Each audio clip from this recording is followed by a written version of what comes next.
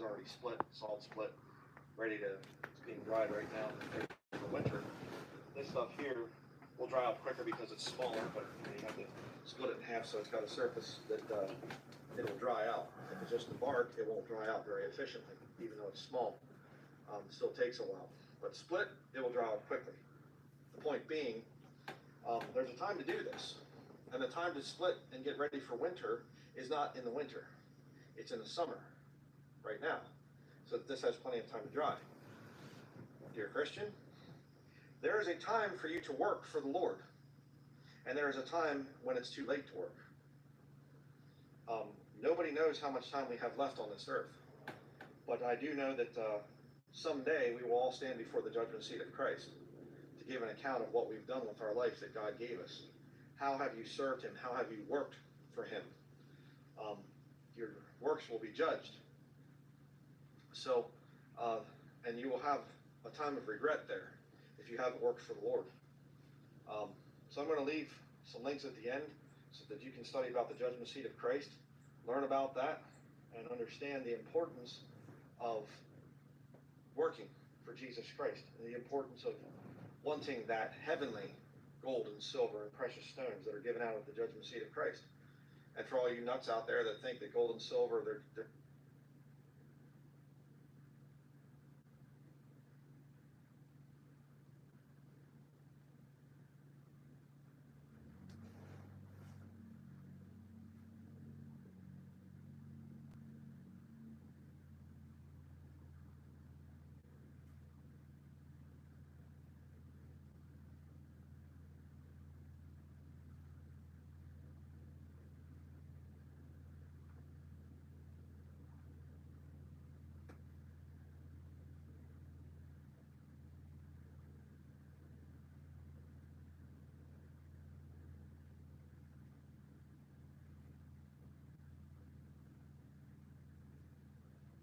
Hello, sir. So the jail isn't taking anybody right now for pretty much anything unless it's a violent offense like domestic violence. They didn't even take somebody for felony drugs yesterday because the COVID outbreak's so bad. So pretty much what we're going to do, it's going to take a minute, but we're going to take the warrant out so you won't show up as a warrant anymore. We're just going to give you a new court date. The dispatchers already told me, they said that you thought you had 4. You only have 1 minute just for that. Yeah, so it'll be pretty much like the warrant's gone, you just pretty much have a new ticket. Tuesday at 5:15 p.m. You able to make that one? Yeah, because if you don't make that one, then they'll just put the warrant out for you again. And believe me, you don't want to turn yourself in on the weekends because then you're there the whole weekend. You wouldn't get out until Monday. Just hang tight. I'll give you some paperwork with the new court date on it, but that's pretty much all it's going to be. So obviously you ain't going to jail tonight. It's smart to do it that way. You know, once the mayor sees that you're actually nice enough to do that, he'll probably even make fines smaller. I can't tell you for sure what he'll do, but he's a nice, understanding guy. Hello, sir. So the jail isn't taking anybody right now for...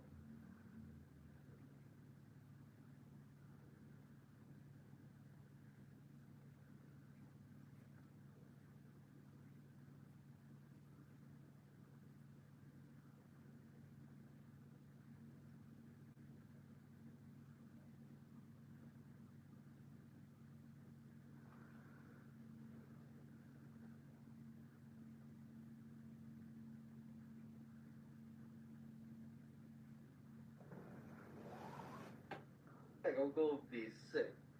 I just looked through my Walmart history and I found this Walmart order from 2 years ago for the whole month worth of groceries.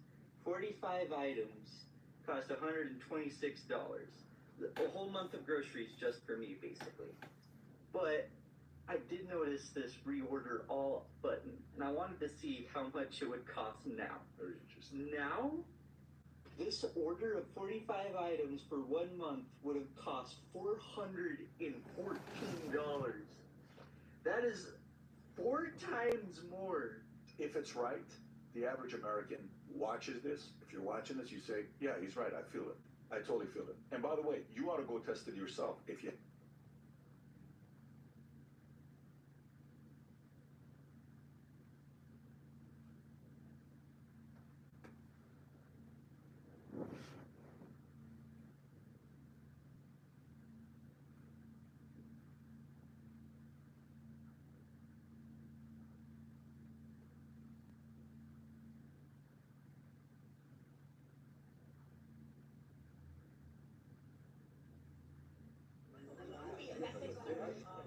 taste test more than a century in the making, this small group has gathered to try some freshly grown Montreal melon, a once coveted fruit that's in the midst of making a comeback after nearly going extinct. Really, really juicy. Delicious. I actually taste part of our history. The Montreal melon was a favorite among the upper echelons of society in the 1800s and early 1900s. It was grown widely along the St. Lawrence River, including in the fertile farmlands of Montreal. Aristocrats in New York and Boston could not get enough.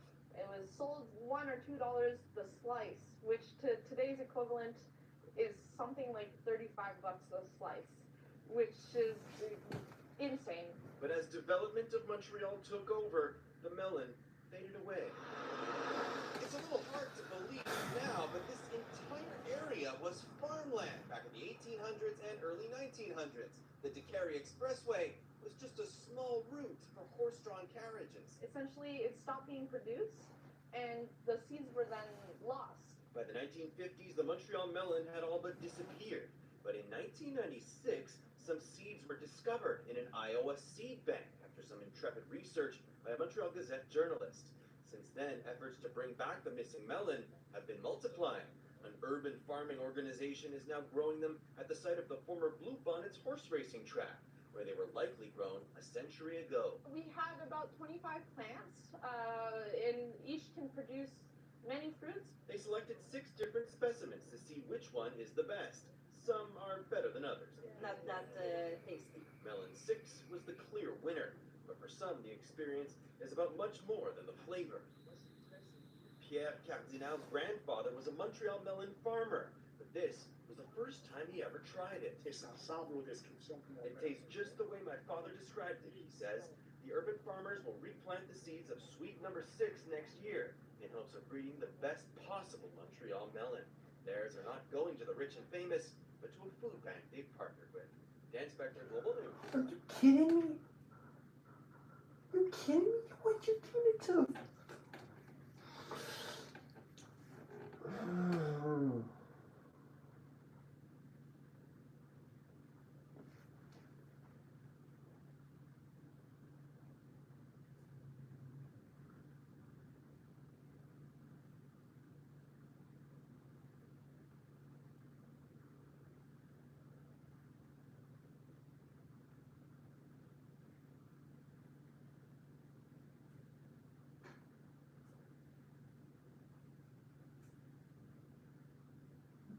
This.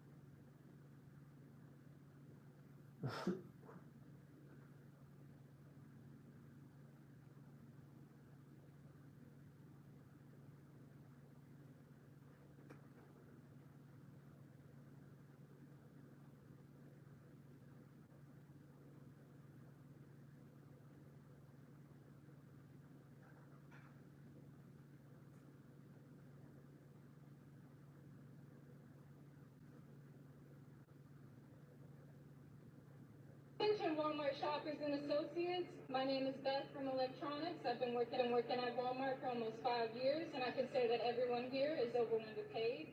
The attendance policy is bullshit. We are treated for management and customers poorly every day. Whenever we have a problem with it, we're told that we're replaceable. I'm tired of the constant gaslighting. This company treats their elderly associates like shit. To Jared, our store manager, you're a pervert. Greta and Kathy, shame on y'all for treating your associates the way you do. I hope you don't speak to your families the way you speak to us. Shout out to Cominique, Patty, Chardell, and so many more. Walmart doesn't deserve y'all.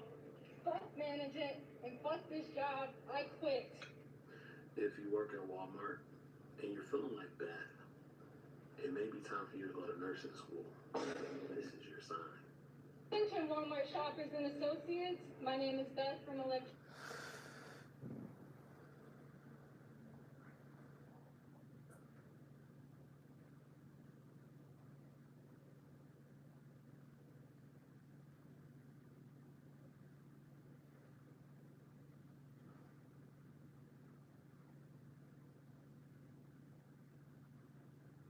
Night Capital. Night Capital. Night Capital Group, $440 million. That's how much Night Capital said it lost. Who is to blame in the Night Capital debacle? Is it man or machine? New details on Night Capital. That JP Morgan suspended Knight's line of credit. We haven't seen any employees coming out. They've been ordering lunch in, and we've seen the pizza boxes go by. In Night Capital's case, there's been a spectacular failure of their technology. The date was August 1st, 2012.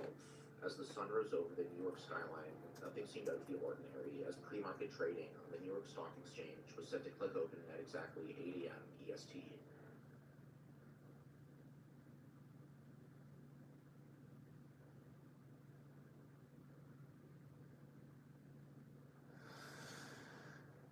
Let's give more money to Ukraine.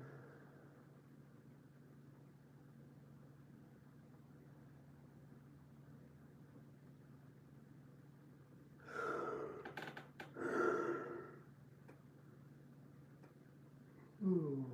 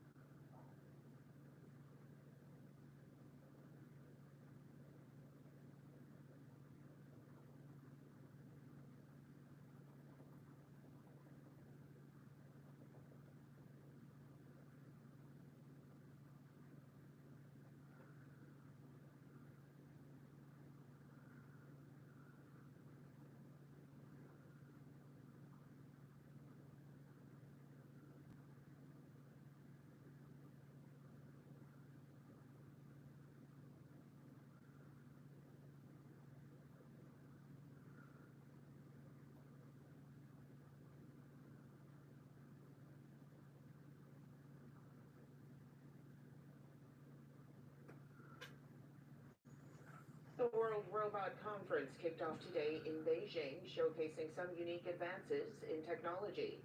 Among the most popular exhibits were humanoid robots that can copy human facial expressions and robot dogs.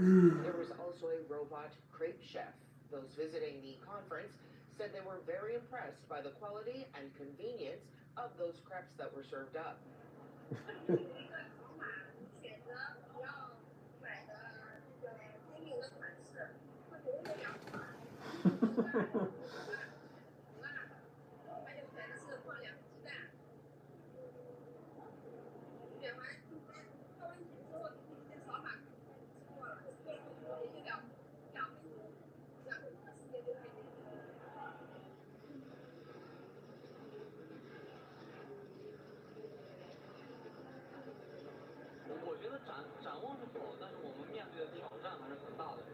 The conference has been held annually since 2015 and runs until Sunday.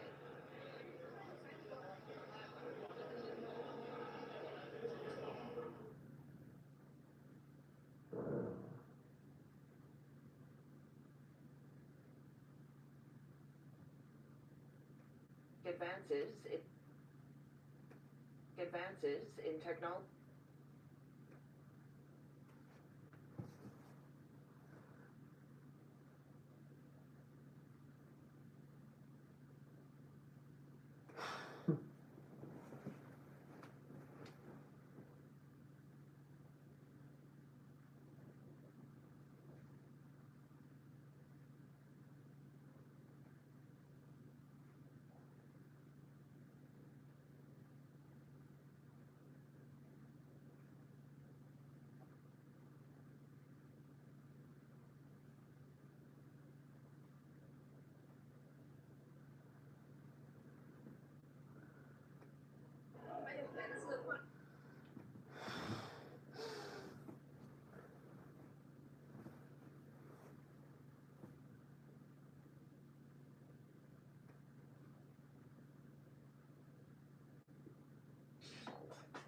Unitree just unveiled new video of its G1 robot jumping, spinning, getting harassed, climbing stairs, and just turning up. The company says the video marks G1's upgrade to the mass production model. Here's everything we know about this humanoid robot and how it stacks up to the competition. At about 4 feet and 4 inches tall, the G1 isn't meant to intimidate with its size. For comparison, Boston Dynamics lists its Atlas robot as about 5 feet tall. Figure 2 is about 5.5 feet tall. Digit from Agility Robotics is about 5 feet 9 inches tall, and Tesla's Optimus Gen 2 is nearly 6 feet tall. The G1 learns new tasks both in simulation and by mimicking human demonstrators. These are very common training techniques in the humanoid robotics industry, from NVIDIA's Project Groot to Tesla's Optimus. Unitree has released clips of its G1 robot manipulating various objects, performing various tasks, and navigating uneven terrain. All these are relatively common benchmarks in the development of humanoid robots that we've seen before from other companies. Unitree's G1 weighs less than 80 pounds, significantly lighter than Tesla's Optimus, Atlas from Boston Dynamics, and the Figure 2, all of which weigh over 100 pounds. Being lighter may prove to be advantageous in terms of cost, shipping, and the fear factor. A lighter robot may be less likely to cause damage if it becomes sentient and seeks revenge. The G1 walks at a speed of about 4.4 miles per hour, which is a bit disappointing considering Unitree's previous humanoid robot, the H1, set a world record for fastest humanoid robot with a speed of about 7.4 miles per hour. The G1 can fold to less than 3 feet in size, presumably for storage and shipping. Unitree says the G1 will be available starting at $16,000. That's lower than Elon's less than half the price of a car estimate he gave on X for Optimus, and significantly cheaper than Boston Dynamics' robot dog Spot, which starts at about $75,000. We don't have exact pricing for Atlas, Figure 2, or Digit robots yet, all of which are in various stages of ramping up for mass production. Unitree has made a name for itself as a more affordable alternative to its robotics competitors, offering lower-priced robots first on 4 legs and now on 2. With the humanoid robotics race heating up, it'll be interesting to see if the smaller size and more affordable price tag give Unitree's G1 an edge over the competition. What do you think of humanoid robots? Handy helpers or total? Damn.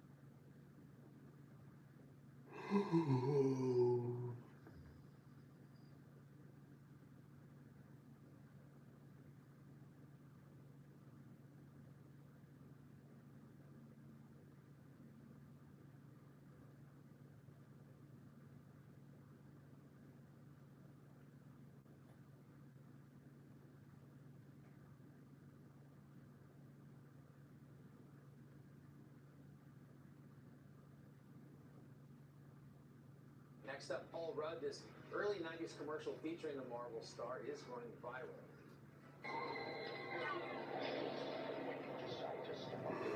This kind of flying, crashing feeling. When you decide to get serious, there's only one place to come. The games of Super Nintendo. No one else creates this kind of experience. Because no one else creates these kinds of games. So the Super Nintendo spot's blowing up on the internet because folks online are just still surprised over Paul Rudd's inability to age. One user on X writing, Rudd hasn't aged a day since playing a Super Nintendo on on a drive-in screen. Another adding fun fact, this is actually how Paul gained his immortality. He was the first to discover the superpower of the Super Nintendo, beat a secret magic level Zelda, ageless. Up, down, left, right, A, B, A, B. Okay, the guy looks like 50. What are you talking about?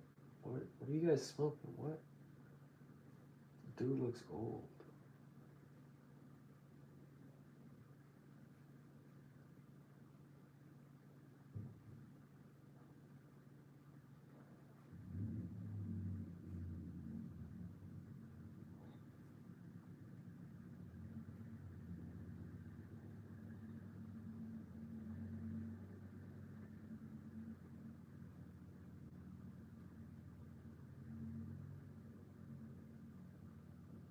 What is going on with Gravity Falls right now? They drop one new book and suddenly the whole fandom implodes. And now I'm getting dragged into it, so I guess we gotta talk about it. So, yeah, basics first. Gravity Falls is, of course, a Disney Channel animated series from the 2010s. It's about two twins named Dipper and Mabel Pines who spend their summer break with their shady great uncle Stan in the mysterious town of Gravity Falls, Oregon, where weird supernatural stuff happens all the time. We all know this. And eventually, the whole show revolves around this group fighting off an evil interdimensional demon of chaos named Bill Cipher. And he is the reason we are talking about all this today. See, spoiler alert, Gravity Falls ends with this little glowing triangle guy being tricked into entering Grunkle Stan's mind, only for Stan's mind to be erased, taking Bill with it. But as Dipper and Mabel worked to help Grunkle Stan regain his memories, there was always this lingering question of whether or not that could give Bill Cipher a way to come back too. He even says in his final moments that he might return.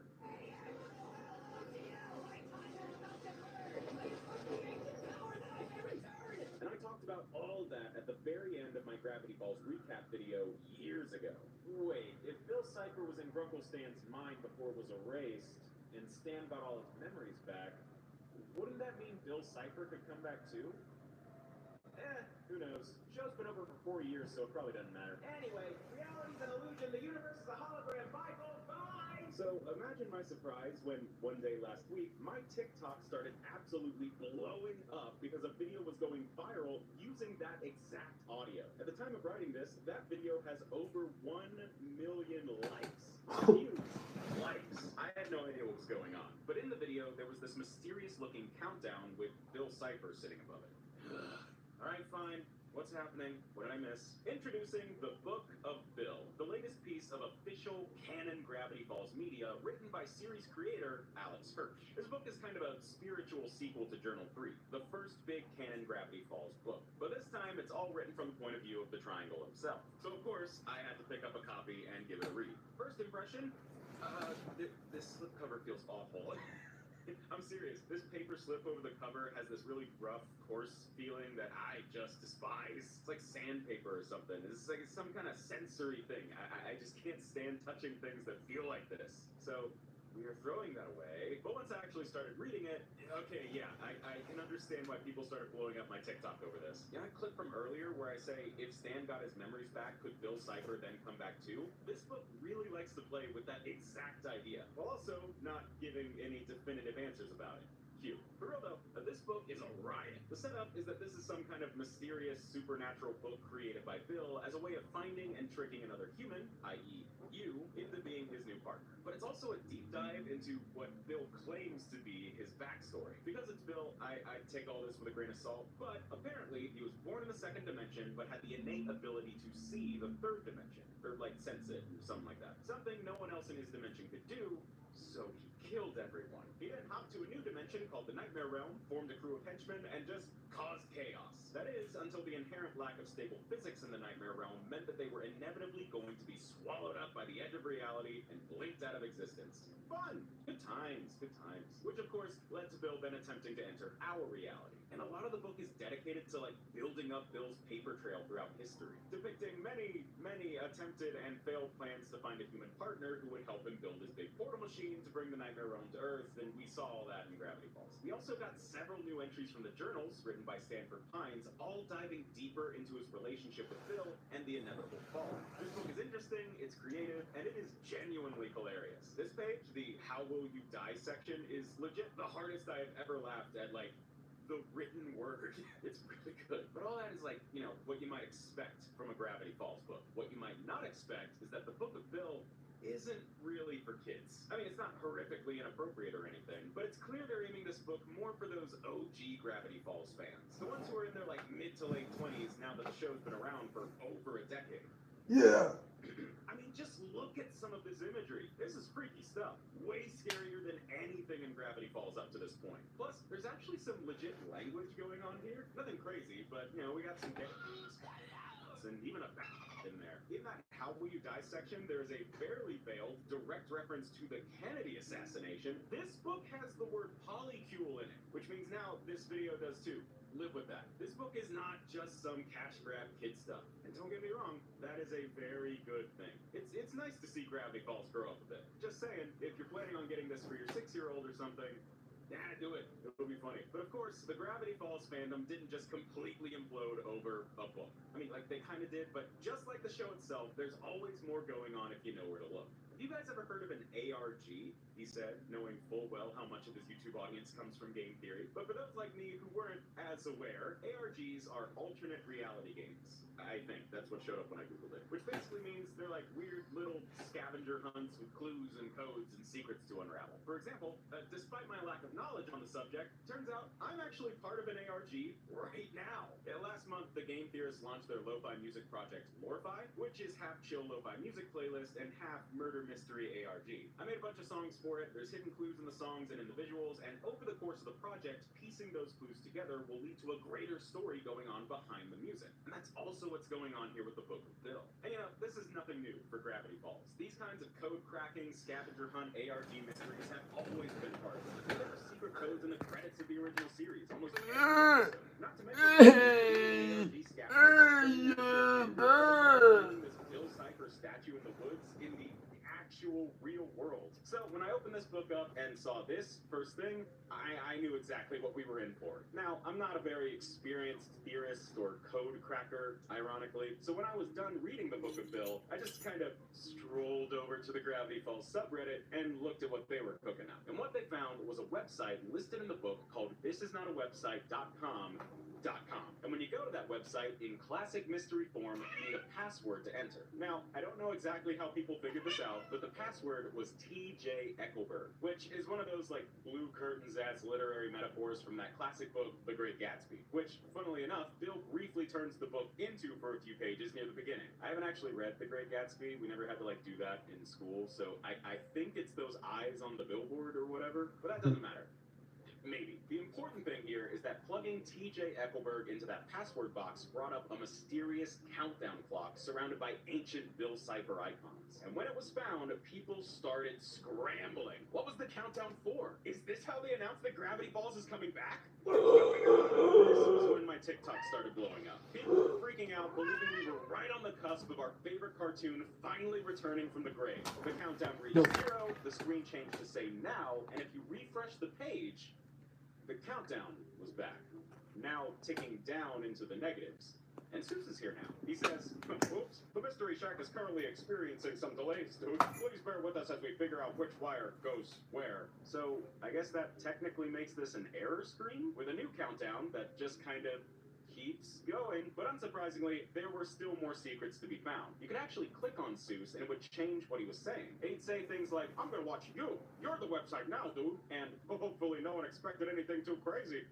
Dude just starts going on about random stuff, talks about the Icy Bear, Funko Pops, Otter Pops, and he gives probably the first shout out to Lullaby by Sean Mullins in like 25 years. I mean, I pride myself on knowing obscure pop music references, and even I had to look that one up. But he also gives us a couple links to click on. One for some soothing tones to listen to while he fixes the website. This one takes us to a Gravity Falls themed lo-fi channel, and hey, that's our thing! And the other one is for some fine literature, which takes you to, no joke, a nearly 200-page PDF of The Great Gatsby. I cannot tell you if this PDF has any special hidden clues in it, because I did not read it. Hey, I already read one book for this video, don't push your luck. But if you were particularly dedicated, aka if you sat spam clicking Seuss for minutes on end, something weird would happen.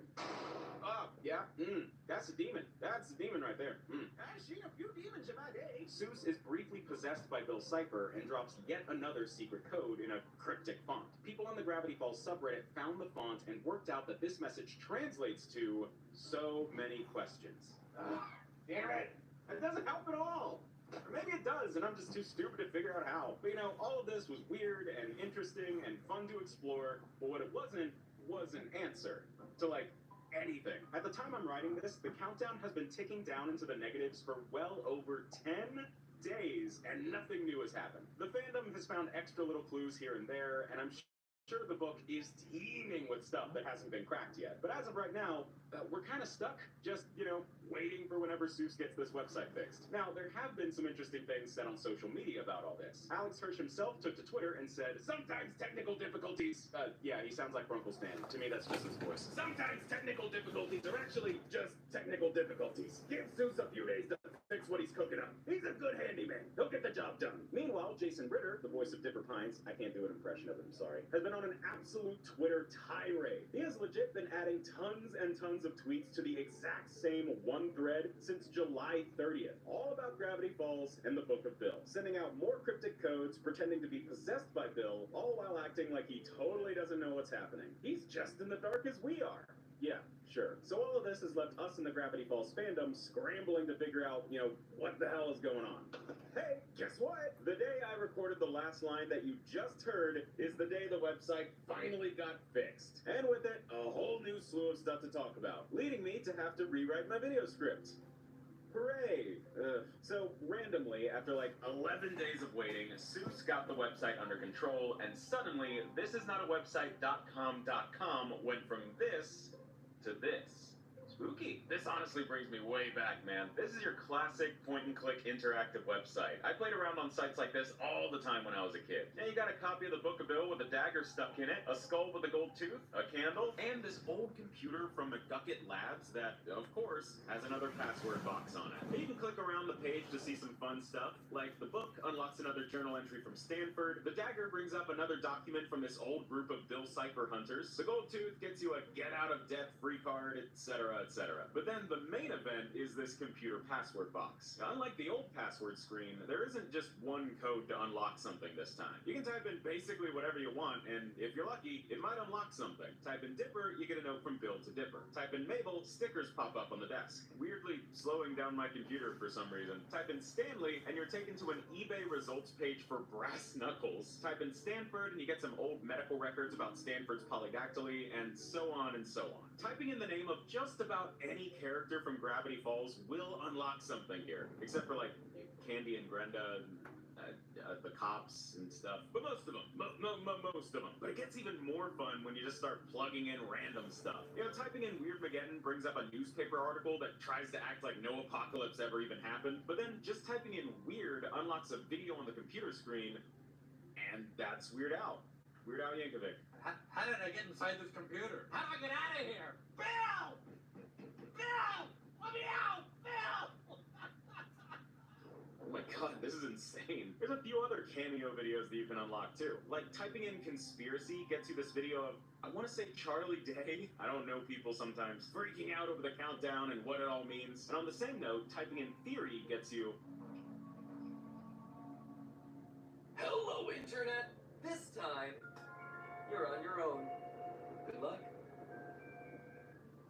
who the hell was that? Yes, apparently Matt Pat got a cameo as well. I just can't get rid of that guy. I thought he was supposed to be retired, so why does he keep showing up everywhere? Funnily enough, you can also get this clip by just typing in Matt Pat, somewhat implying that Matt Pat is canon in the Gravity Falls universe, which would, by extension, make me canon in the Gravity Falls universe. I've been in that room. Too much, too meta, too close, zoom out, zoom out! But yeah, so the website is an actual website now. So that's pretty cool. And with all the stuff you can find on this website, it's basically like adding several extra chapters to the Book of Bill. Some of these Easter eggs are basically full-on stories that would have taken up a couple of pages in the book at least. There's just so much content here. But I guess the question then is this it? Is this what everything's been leading up to, or is there still more to be found?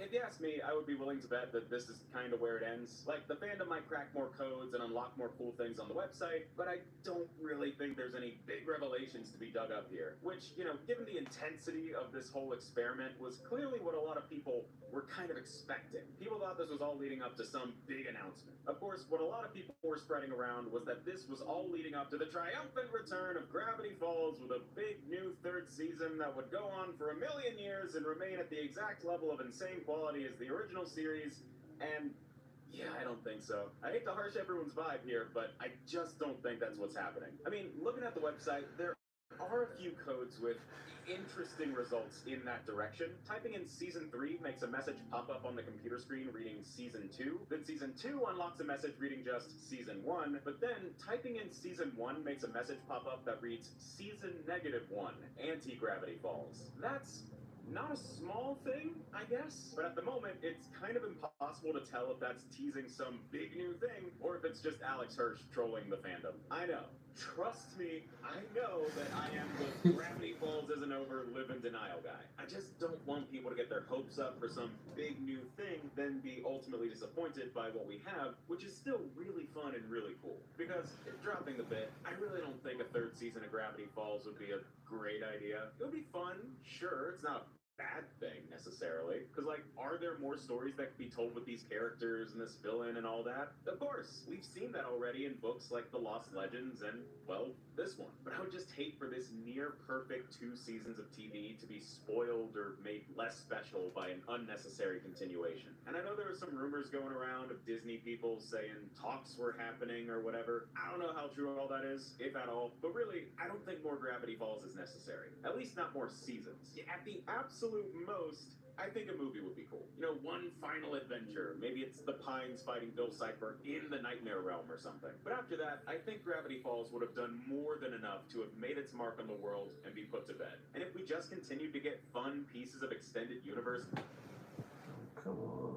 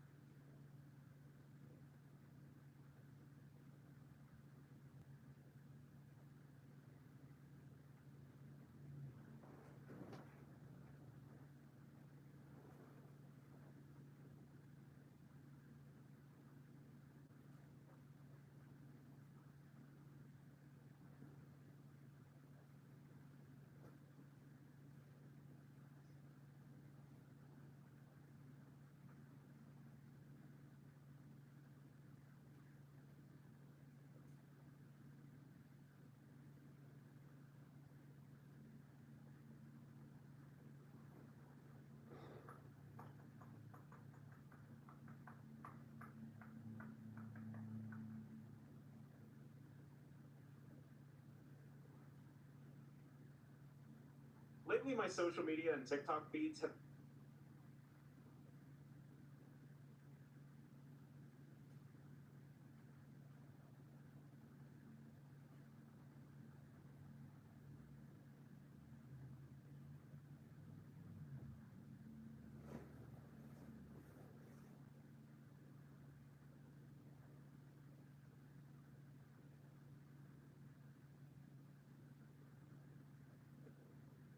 Robert Downey Jr., after a 5-year break, is returning to Marvel, but before he did that, he actually turned down Ryan Reynolds. Making the movie Deadpool and Wolverine, Hugh Jackman told Ryan Reynolds in 2021 he'd return as Wolverine after saying 4 years earlier he'd never come back doing the movie Logan. It was one of the most cameo-filled movies in history, where 45 different actors from both the MCU and the Fox universe returned for Deadpool and Wolverine. But one actor Ryan Reynolds asked to return for Deadpool and Wolverine was Robert Downey Jr., saying he wanted him to share a scene with Jon Favreau. Jon Favreau does actually have a very big scene in the movie Deadpool and Wolverine, but that scene was originally written with Robert Downey Jr. taking the main stage and Jon Favreau only being a small part of it.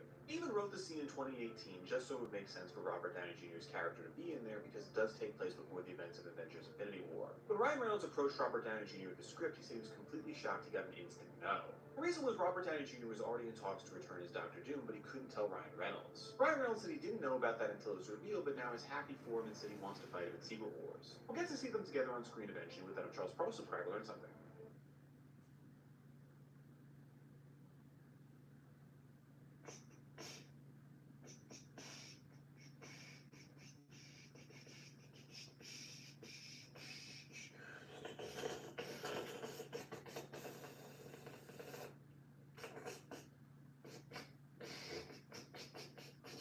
What's up?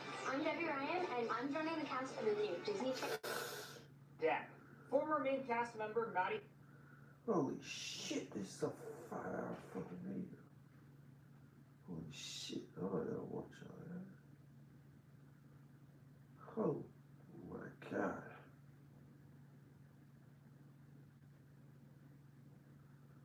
Oh hell no. Hell no.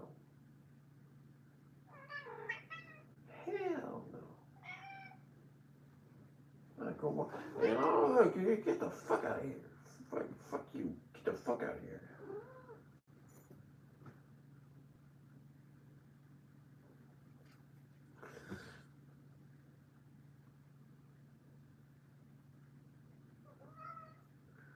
Shut up.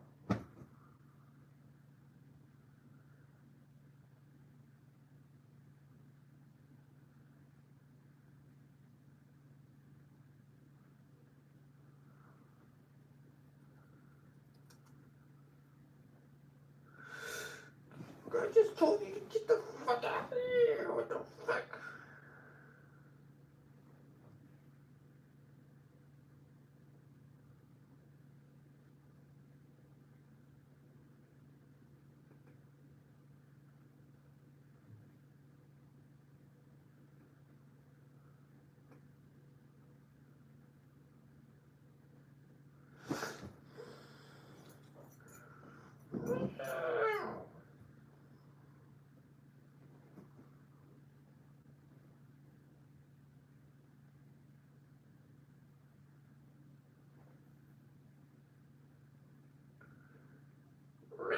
Gravity Falls Season 3 is something that's been on every fan's mind lately. Mostly because no one knows what Alex Hirsch is cooking. The Book of Bill has thrown so much blatant sequel bait at us that you might actually be crazy if you think it means nothing at all. Disney's investing into brand new animations and lo-fi albums that are hiding codes in plain sight. Half of the internet is convinced Season 3 is already happening, to the point where my TikTok feed might be tapped into a different reality, and the other half is convinced Season 3 is never happening. Apparently McGuckin's computer thinks Season 2 is Season 3, and what's this about a Season -1? There's so much going on. A lot of theories and straight up misinformation about the future of Gravity Falls are flying around the internet. It's just overall very chaotic, which makes sense because this is the biggest Gravity Falls has ever been online. I know that sounds crazy, but because books kept coming out every few years since the show ended, the fandom has never stayed dead for long.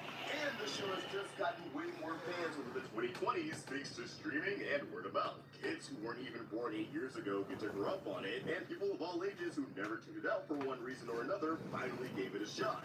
So what we're seeing right now is a fan base that's been growing for 12 years, reacting to a major new release that has a lot of teasers and is leading to a lot of assumptions. So I wanted to set the record straight on the future of the series, while also throwing my own hat into the ring of speculation, because seriously, what the hell is a Season -1? Strap in, because this might be a bit of a long one. So I think the best place to start is actually Alex Hirsch's Netflix situation, because it's something that's come up a lot in the midst of all these rumors, yet still not talked about enough. Although I do want to shout out the video, Why Season 3 is Legally Impossible, by the YouTuber Sold for bringing this to people's attention. And even if I have a different take on this, I do encourage you guys to check out this video after the fact, just so you have another perspective. You see, back in August 2018, 6 years ago now, Netflix announced that they had inked an overall deal with Alex Hirsch to exclusively develop new projects over at Netflix, specifically adult animated films films and television series. Now, he wasn't the only one with a Netflix deal.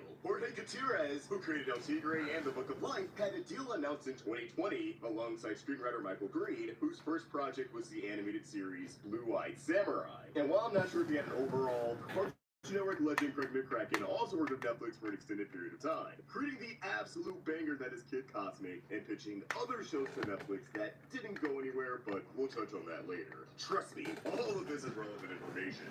Obviously, it's worth raising an eyebrow over the fact that it's been 6 years since Hirsch's deal was announced, and everyone who was announced to have a deal after him got at least one project out and available to stream as we speak, while all he has is an executive producer credit on Inside Job, which was canceled after 2 seasons. Or parts. So, what exactly went wrong? Well, we could assume that Hirsch's own series was in development for quite a bit of time, which honestly tracks if you ever dove into the behind-the-scenes of Gravity Falls. They've discussed before in commentary tracks available on the Complete Series box set and Spotify that when they first started making the show, they were terrified of it turning out bad and would constantly show jokes to as many people as possible and wouldn't shy away from rewrites. And Hirsch has talked about many stories that got thrown out the window because they felt like they weren't working for one reason or another, like an episode about a twin convention, or the Stan and Wendy heist B-plot Hirsch has talked about at a con. I saw you stealing chocolate bars and snow globes from the shack. He's like, oh, I'm so sorry, Kryptonite. I know I'm on trouble. You're gonna fire me. He's like, no, you gotta get. Some episodes even had to be written at the last minute because a previous story wasn't working, like the last Cable Board. Basically, Hirsch had a very particular vision for Gravity Falls that required a lot of trial, error, and time. Sadly, time wasn't on his side, as traditional television often means that one's vision might suffer under tight deadlines.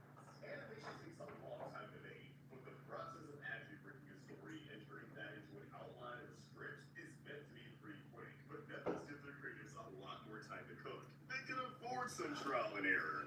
Or maybe not. So if I had to guess, Hirsch spent a lot of time crafting and retooling his new show, pouring a lot of blood, sweat, and tears into making it happen, while refusing to settle for something he ultimately wouldn't be satisfied with. And Netflix was able to accommodate. After all, they have the creator of one of the biggest animated series ever working with them. But alas, Hirsch didn't have all the time in the world to bring his show to life, as Netflix animation more or less imploded in the latter half of 2022, seeing mass layoffs and cancellations, including the death of Inside Job. It was decided that Netflix would no longer pursue producing their animated projects in-house, and instead return to their original approach to animation, with shows like BoJack Horseman, which was produced at Shadow Machine for Netflix instead of being made in-house. If you need proof they returned to these practices, then look no further than the upcoming Netflix series, Gentry Chow vs. the Underworld, which is being produced at Titmouse.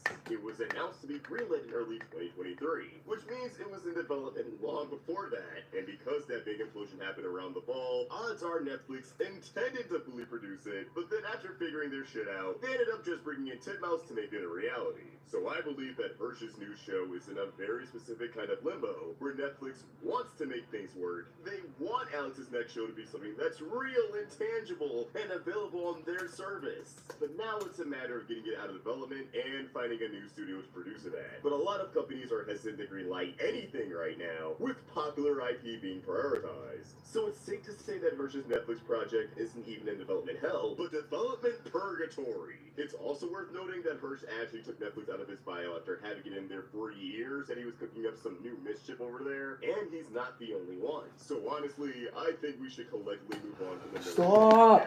Stop! He was still in his Netflix deal as of last summer, as he said as much in an interview with that GF fan and Hannah Hyperfixates that was recorded in July 2023. But being in a deal doesn't seem to indicate that things are actively happening. He might just be stuck in a contract and is waiting for it to expire so he can make his next move.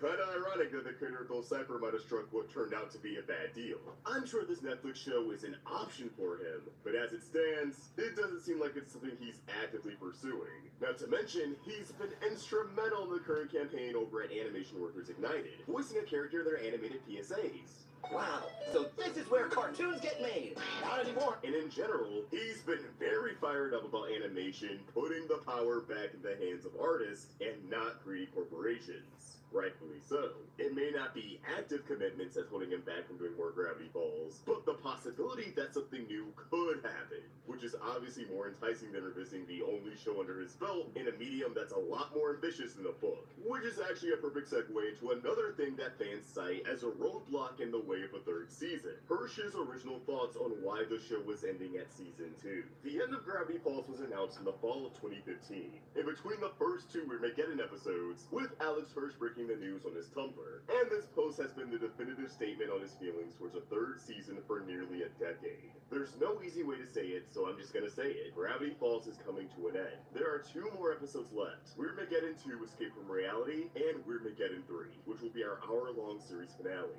After that, Gravity Falls as we know it will be over. The first thing to know is that the show isn't being canceled. It's being finished. This is 100% my choice, and it's something I decided on a very long time ago. I always designed Gravity Falls to be a finite series about one epic summer, a series with a beginning, middle, and end. There are so many shows that go on endlessly until they lose their original spark, or mysteries that are canceled before they ever get a chance to pay off. But I wanted Gravity Falls to have a mystery that had a real answer, an adventure that had a real climax, and an ending that had a real conclusion for the characters I care so much about. This is very unusual in television, and a pretty big experiment. And Disney, for their part, has been enormously supportive. I know that hits are rare in this business, and it's hard to let one of them go. So I'm grateful that this company has had the vision to let me start and end the show the way I always wanted to. Gravity Falls was never meant to be a series that goes on and on forever. It's meant to be an exploration of the experience of summer, and in a large sense, a story about childhood itself. The fact that childhood ends is exactly what makes it so precious, and why you should cherish it while it lasts. So pretty straightforward, right? The series always meant to be finite, and it was always meant to represent one summer. But a lot of fans know that this doesn't necessarily mean that the series was designed to be 2 seasons. While a third season was never set in stone, early on, 3 seasons was the intention. A season for the beginning, a season for the middle, and a season for the end. Season 2 ending with Ford emerging out of the portal, and Weirdmageddon happening at the end of season 3. Unfortunately, Hirsch was feeling extremely burnt out by the end of the first season, not just from showrunning, but from dealing with Disney. It's well known by now that he clashed with the Standards and Practice Department a lot, which he immortalized with a hilarious compilation of emails he received from them. Page 16. S&P is not okay with saying the word Lucifer. Please revise. I see no reason to change this. The devil isn't real. He had to be convinced to not throw in the towel and make at least one more season, which turned out to be one of the best seasons in television history. Though I won't lie, I always thought condensing the ideas for season 2 and 3 into one season was bittersweet, as although the pacing in the first half is perfect, in a world where the plot had to be stretched out for another half season until we got not what we've seen sounds a little torturous, I still think the second half moves way too fast, and we needed some more time with Ford before the rift broke. But I bring all this up to point out that Gravity Falls wasn't intricately designed to be 40 episodes from day one. The final version of the show was very much a compromise between an exhausted creator and a company that wasn't ready to let go of an instant classic. And since Gravity Falls ended, not only has the animation industry changed, but the same people are in charge. The Disney branded television that exists today is not the Disney television animation that Hirsch left in 2016. If a new animated Gravity Falls project came into fruition, I'd like to think both Hirsch and the executives would know what they're getting into, and ideally, figure out a better workflow for everyone involved. But that's just wishful thinking. Disney aside though, we should also keep in mind that this blog post is from 9 years ago. Minds can change in a decade, like, we all know that, right? I don't think anyone watching this video feels the exact same way about everything in their life that they did back in 2015. Hirsch even leaves the door open a little bit at the end of the Tumblr post. Why don't we talk about that as much? Just because I finished the story I wanted to tell doesn't necessarily mean we'll never see Dipper, Mabel, and Stan again. It means that this chapter is closed, and that I, at least for now, am personally done telling their story. For now, y'all! For now! And this was after he threw out the idea of there being other projects in the same vein as Journal 3, which of course ended up being books like Lost Legends, Curse of the Time Pirates, and the Book of Bill. Also like, we've already seen some post-Wyrmageddon stories through Lost Legends and the Book of Bill. So I'm not sure why we can eat all of this up, but the idea of getting a continuation in animated form is furiously shot down. I gotta be real though, while I do think Hirsch has been baiting us hard with things like the Parallel Pines getting their revenge with Dipper and Mabel, and those Cypher trying to escape rehab to reignite Wyrmageddon, both of which I'd love to see in a movie, I do think that we'll never get a traditional season 3. As in, another 20 episodes as structured in the same way as the first 2 seasons. Because if you ask me, the key to making another Gravity Falls show work is by not making it centered around Dipper and Mabel. Their story was the main series. A story about how daunting it is to grow up and face the future, which is why a season 3 wouldn't work. A movie or special, sure. That's something I've spent years advocating for. But season 3 implies 20 more kid-focused stories, and thus another uphill battle with the S&P. I can see why that's not too appealing to make. That doesn't mean Dipper and Mabel wouldn't appear in a project if it was set after the main series, just that they wouldn't be the stars. Like how Fiona and Cake was about Fiona and Cake, and Simon, with Finn and Jake making small appearances. In season 1 at least. I want more Finn in season 2 though, I won't even lie. But who would a new Gravity Falls project follow if not Dipper and Mabel? Well, creators tend to gravitate towards their older characters as they get up there in age. And Alex Hirsch seems very interested in getting to explore more of the Stan Bros. Not only do we get way more of them than Dipper or Mabel in the Book of Bill, but Hirsch has thrown out the idea of a Stan and Ford project before. Which is really interesting when you consider that the new Book of Bill website, thisisnotawebsite.com, teases something that honestly, I can only really interpret as a prequel season, season -1.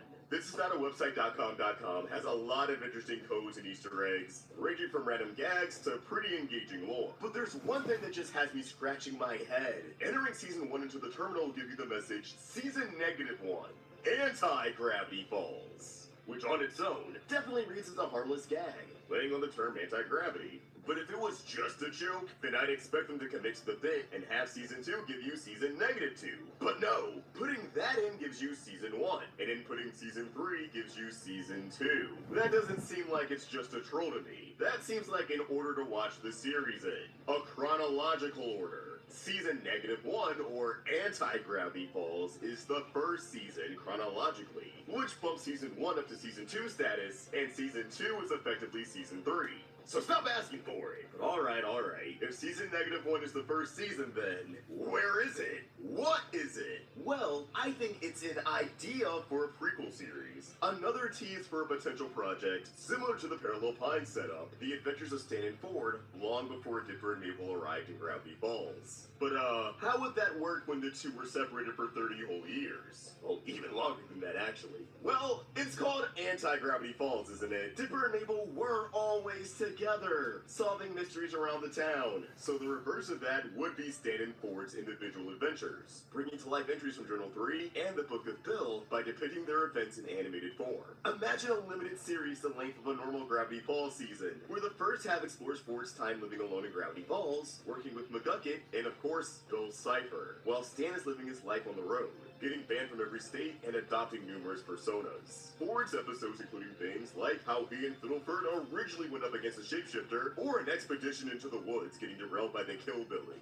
And the sky's the limit with Stan's episodes. We know from the finale that anomalies aren't exclusive to Gravity Falls, so who's to say Stan wasn't having his own chaotic, otherworldly adventures in different states while evading the feds? The season can cut back and forth between the two, filling in a lot of gaps until the mid-season finale, where we get a fleshed-out version of Stan and Ford's reunion and Ford getting sent flying into the Nightmare Realm. Then, the second half of the season flips the script, as now Stan is the one living alone in Gravity Falls, trying to get the murder hut off the ground while encountering the town's weirdness. Stan was well aware that Gravity Falls was full of supernatural activity, so I think it'd be dope to see him go up against monsters we've never seen before, alongside some familiar faces, trying to get the portal working, and giving us the moment he renamed the murder hut to the Mystery Shack. Make it super heartfelt, you know? And as that's going down, we're also following Ford's journey in the Nightmare Realm, encountering the Oracle, exploring different dimensions, and having his face-off with Bill Cipher, sprinkling in new lore along the way. Although Dipper and Mabel wouldn't be around, it still feel like Gravity Falls, if not an evolution of the series. For familiarity's sake, we'd still have most of the townsfolk just younger, and with the Stambros being adult protagonists, the series could target an older demographic, which would allow them to push the envelope even further than the original did, cranking up the horror elements to 11 and giving us a new installment in the franchise that allows us to not only return to this world, but see a whole new side of it without disrupting the end of Armageddon 3.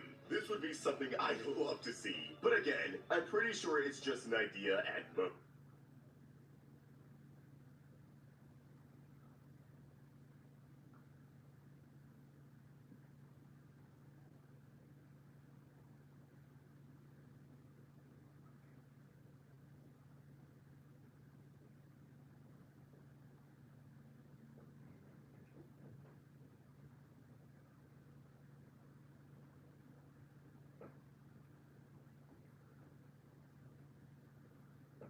The character of Death first appeared way back in Family Guy's second season and was an instant fan favourite thanks to his sarcasm and dry wit. Come on, man, which one is Peter Griffin? This is Peter Griffin. Hey, that's a good one. And because of his popularity, he quickly became a semi-recurring character. He even got a bunch of his own action figures. But then, one day, he just disappeared. And it's been 10 years since his last appearance, which makes me wonder, what the hell happened to him? Well, let's go into his history on the show and find out why he suddenly vanished. So, like I said, Death made his first ever appearance in Season 2, in the episode Death is a Bitch, which opens with Lois discovering a lump in Peter's breast, and after getting it checked out by Dr. Hartman, he's told it's nothing to worry about, which is great, but what's not so great is that Peter now has a giant hospital bill, so to avoid paying it, he writes that he's deceased.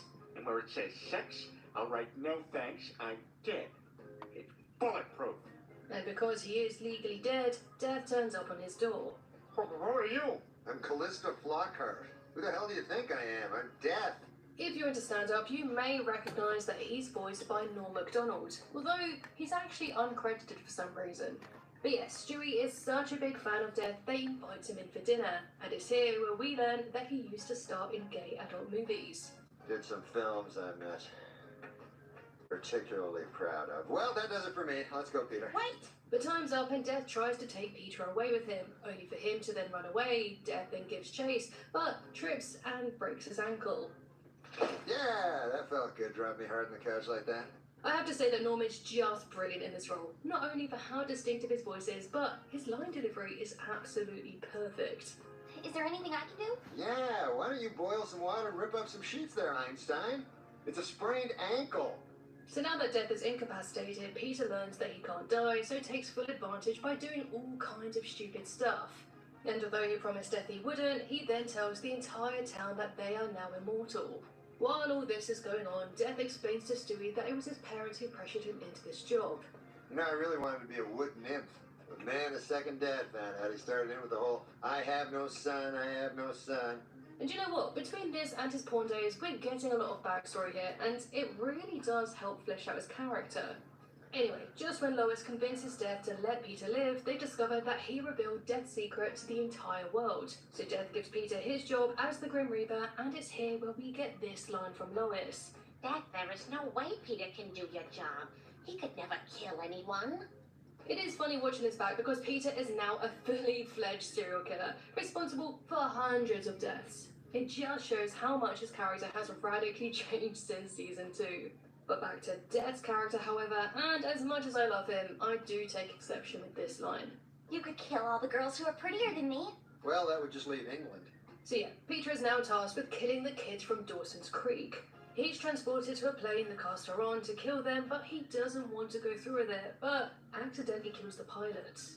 But thankfully, actress Karen Black was on board and flew the plane down to safety. And at first, Death was pissed at Peter because he didn't do what he was told, but soon realised that by killing the pilots, it made everyone aware that Death was back. The episode ending with Death ominously promising to be back very soon. I'll be back really, really soon. Is he joking? Fun fact, this was originally intended to be a Halloween episode, but after their schedule got messed up, they aired this as a regular episode. And when talking about this episode, Seth MacFarlane said, "We realised the character of Death worked even outside the context of a Halloween show, and so we decided to bring him back in future episodes." And personally, in my opinion, this worked in Family Guy's favour because by introducing more mythical characters like Death into the show, it made Family Guy stand out from other of Fox's shows, like The Simpsons and King of the Hill, which were far more grounded in their storytelling.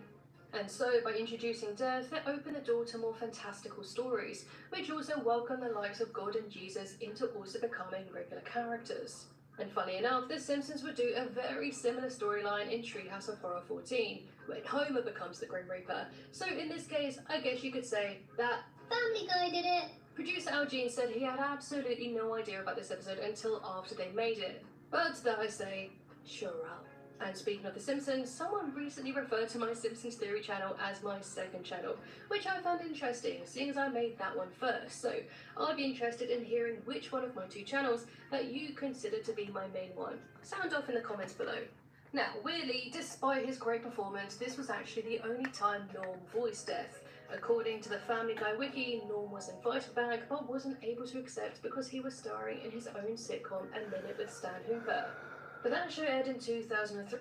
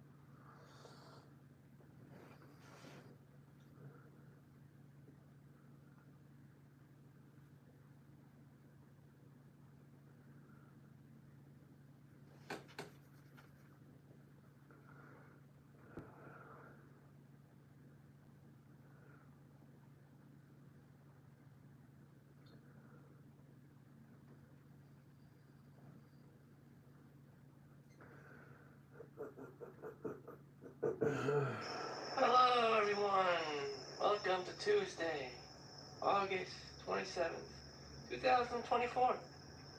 It's a beautiful day outside. This is my general environment. I just live here. That's how, I came to see this thing. There was this older man.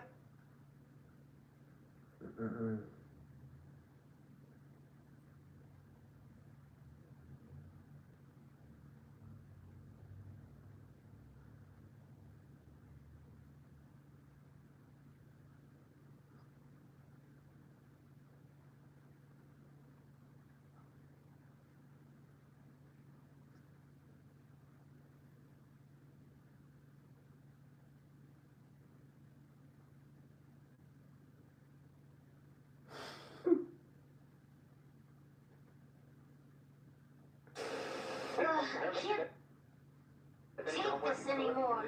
Seems one of the Powerpuff Girls has gone muy loco.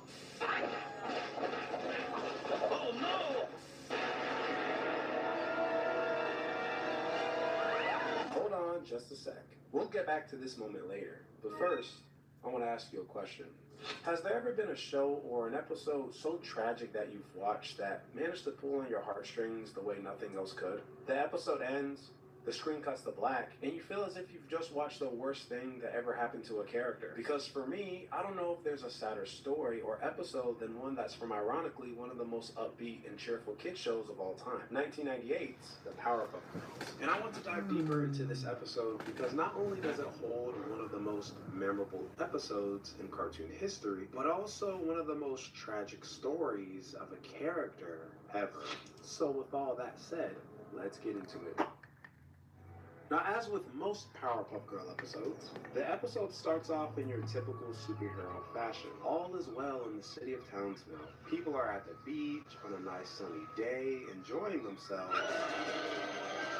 The Powerpuff Girls. The Powerpuff Girls are fighting what appears to be a tentacled sea monster, in which they make quick work of. In another instant, they make quick work of the Gangrene Gang. Try saying that 3 times fast. Then they help a conductor cross over a broken train track. Saves a man who fell from a scaffold. Stops a meteor from hitting the earth. Saves a man from Yogi Bear. Stops a robber. Saves a man. Suppresses a bomb. Saves a dog. And saves a baby from a burning building. The episode is clearly establishing that this whole superhero thing is really weighing on the girls. But just like Ohio, things only get worse. But after a long day of saving the town, finally the girls return home to get some much needed rest. And so their day comes to a close. Hello, my little angels. Don't forget, you need to clean your room, wash the dishes, take out the trash, finish your homework, fix the roof, eat your dinner, clean your plate, wash the dishes, take out the trash, finish your homework, fix the roof, eat your dinner, clean your plate. This only reinforces that the responsibility of being a superhero, as well as responsibilities at home, is too overbearing for the girls to handle. As super as the Powerpuff Girls are, they can't be everywhere at once, and they can't save everyone. They need rest too. But I think right here, Bubbles says it best. With the amount of exhaustion and unrelenting responsibility that the girls face, an idea pops in their heads that might help alleviate some of that pressure. And so their plan is in full effect. In the dead of night, the girls sneak into the professor's lab, whom I assume is asleep at this point, to mess around with some chemicals. Blossom grabs a black book that is conveniently titled How I Did It, and begins listing off some ingredients to mix together.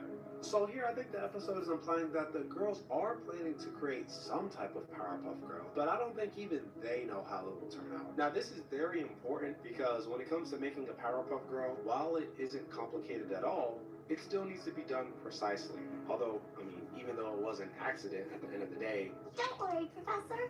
I was an accident too. I digress. Also, a huge shout out to my Murray members. Thank you so much for your support. As the intro states every single time, sugar, spice, and everything nice. That's it. Nothing else. Okay, well, it'd actually be sugar, spice, everything nice, and a big load of chemical X. And that's how you make a Powerpuff Girl. Sounds easy enough, right? Right? Wrong! Here, the girls completely cheese their way through the instructions and do their own thing. Instead of sugar, they use sweet powder. Instead of spices, they use dirt and twigs. And with everything nice, this is clearly subjective to the girls, so they get literally everything that they think is nice. Now, I will say this. The more I watch this part, the more I appreciate it because you really see the girls' personalities come out based on what they add to the concoction. Now, if you entertain me for a sec, I associate the Powerpuff Girls personality-wise to the Teenage Mutant Ninja Turtles, and here's why. Blossom is like the Leonardo and Donatello of the group, always seeking knowledge and is the leader, of course. So for her, she'd add things like books, a whole computer, a calculator, things of that nature. Bubbles is Michelangelo, very simple-minded, but also the most precious. So for her, it'd be flowers, stuffed animals, and ribbons. Oh, and I can't forget this either. She also added more flowers. And of course, I mean, Buttercup is none other than Raphael. Pretty much the rebel and very tomboyish. So she'd have a mixture of different things, like boxing gloves, a football, fish, and a whole lizard. And a knuckle sandwich for good measure. With all the ingredients added, they lastly need the most important ingredient of all. Chemical X. In which they need to add it accidentally. I accidentally dropped the chemical X and it fell into the cocoon. In a white blast, the experiment is finally over. And once the girls open their eyes, their facial expressions says it all. Ladies and gentlemen, this is Bunny, the 4th Powerpuff Girl. the twisted sister. Time out for a sec. Now, at first glance, you can immediately tell that Bunny isn't your typical Powerpuff Girl. I mean, she's intimidatingly massive as she towers over the girls. Her hair and teeth are messy, and she barely fits her clothes. To say it the nicest way possible, she looks like she should be with the fake Powerpuff Girls. She's just a bit off from what the girls had expected. Hiding their nervousness behind a smile, Bubbles is the first to introduce themselves to her as, of course, the Powerpuff Girls. And if you thought her appearance was rough, wait until you hear how she speaks. Sisters! That's right, you're our sister too! Sisters! And oh boy, the fun they are gonna have. Now, I did tell you that her name is Bunny, but Bubbles would actually be the one that would give her this name. Bunny, bunny, bunny, bunny, bunny, bunny, bunny, bunny, bunny, bunny.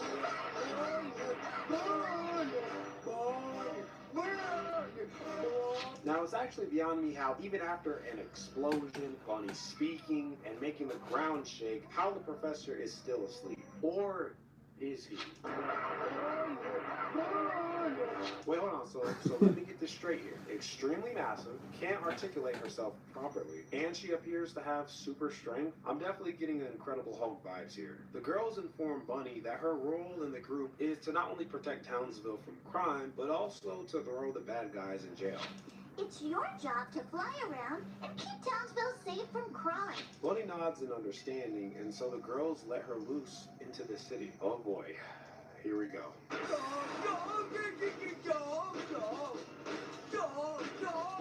Bunny finds her first assignment when she sees a pair of robbers being caught by the police at gunpoint. Bunny now has to make the most important decision of her life. In her head, she's probably thinking, do I save the police or do I save the robbers? Now, I don't think she'll make the wrong decision here based on what her sisters told her. It's your job to fly around and keep Townsville safe from crime to bad guys. Bam! Tell! Bam! I'm gone in jail. Like I said, she won't make the wrong decision. And that's not in jail.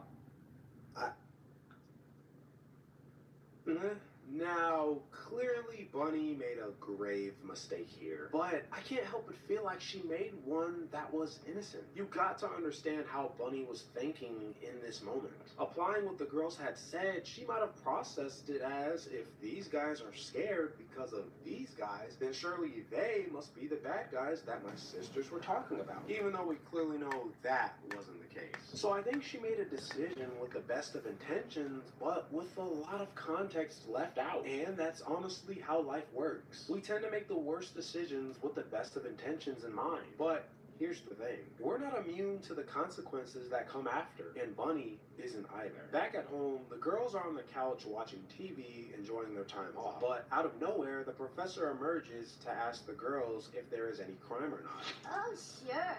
But don't worry, Professor. We've got it all under control. And so he just walks off. Now, time out for a sec. This right here needs to be established. In my opinion, the professor has taken massive L's in this episode. With the amount of carelessness shown, the man is on Goku levels of parenting here. Your daughters literally lay in a pile, absolutely exhausted, and the first thing you do is blurt chores at them. Then you think for someone who owns a lab, capable of creating the most powerful beings in the world, that the security will be tight. Nope, the girls just walk right on in. Then here, your suspicions of the girls subtly having all of this free time goes unchecked? Come on, Professor. Now I get there is a such thing as cartoon logic, but I guess not even the professor is immune to it. So the girls continue watching Powerpuff Girls on Cartoon Network.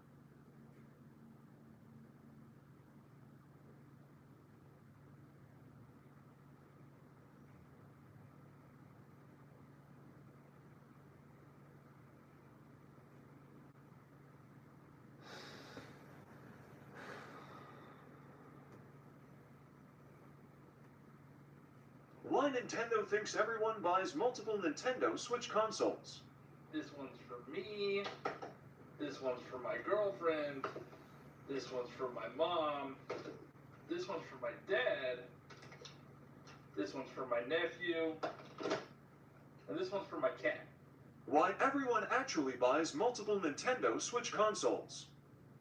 This is my day one Switch that doesn't really work anymore, so of course I had to get another one. This is my Zelda only Switch where I only play Zelda games on it. You need a Mario only Switch to go alongside the Zelda only Switch. The Splatoon Switch just looks really cool, and I wanted to get another Animal Crossing island. You need a bathroom only Switch, you know, for hygiene purposes, and a Switch that you actually use for, like, everything else.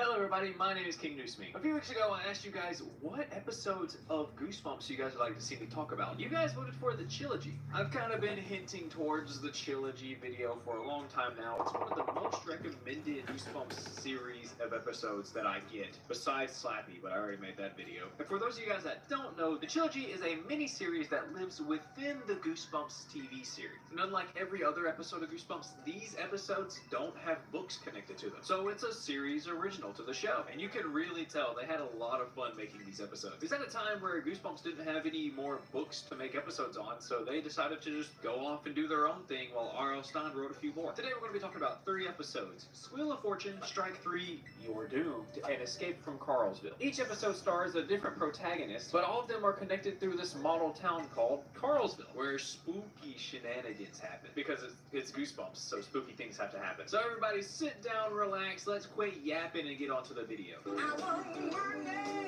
What the hell? No, no, Squeal of no. Fortune is definitely the most popular and most referenced of the 3 episodes. Probably because it has a nightmare-inducing scene that terrified any kids that had the displeasure of witnessing it, or it's the first of the 3.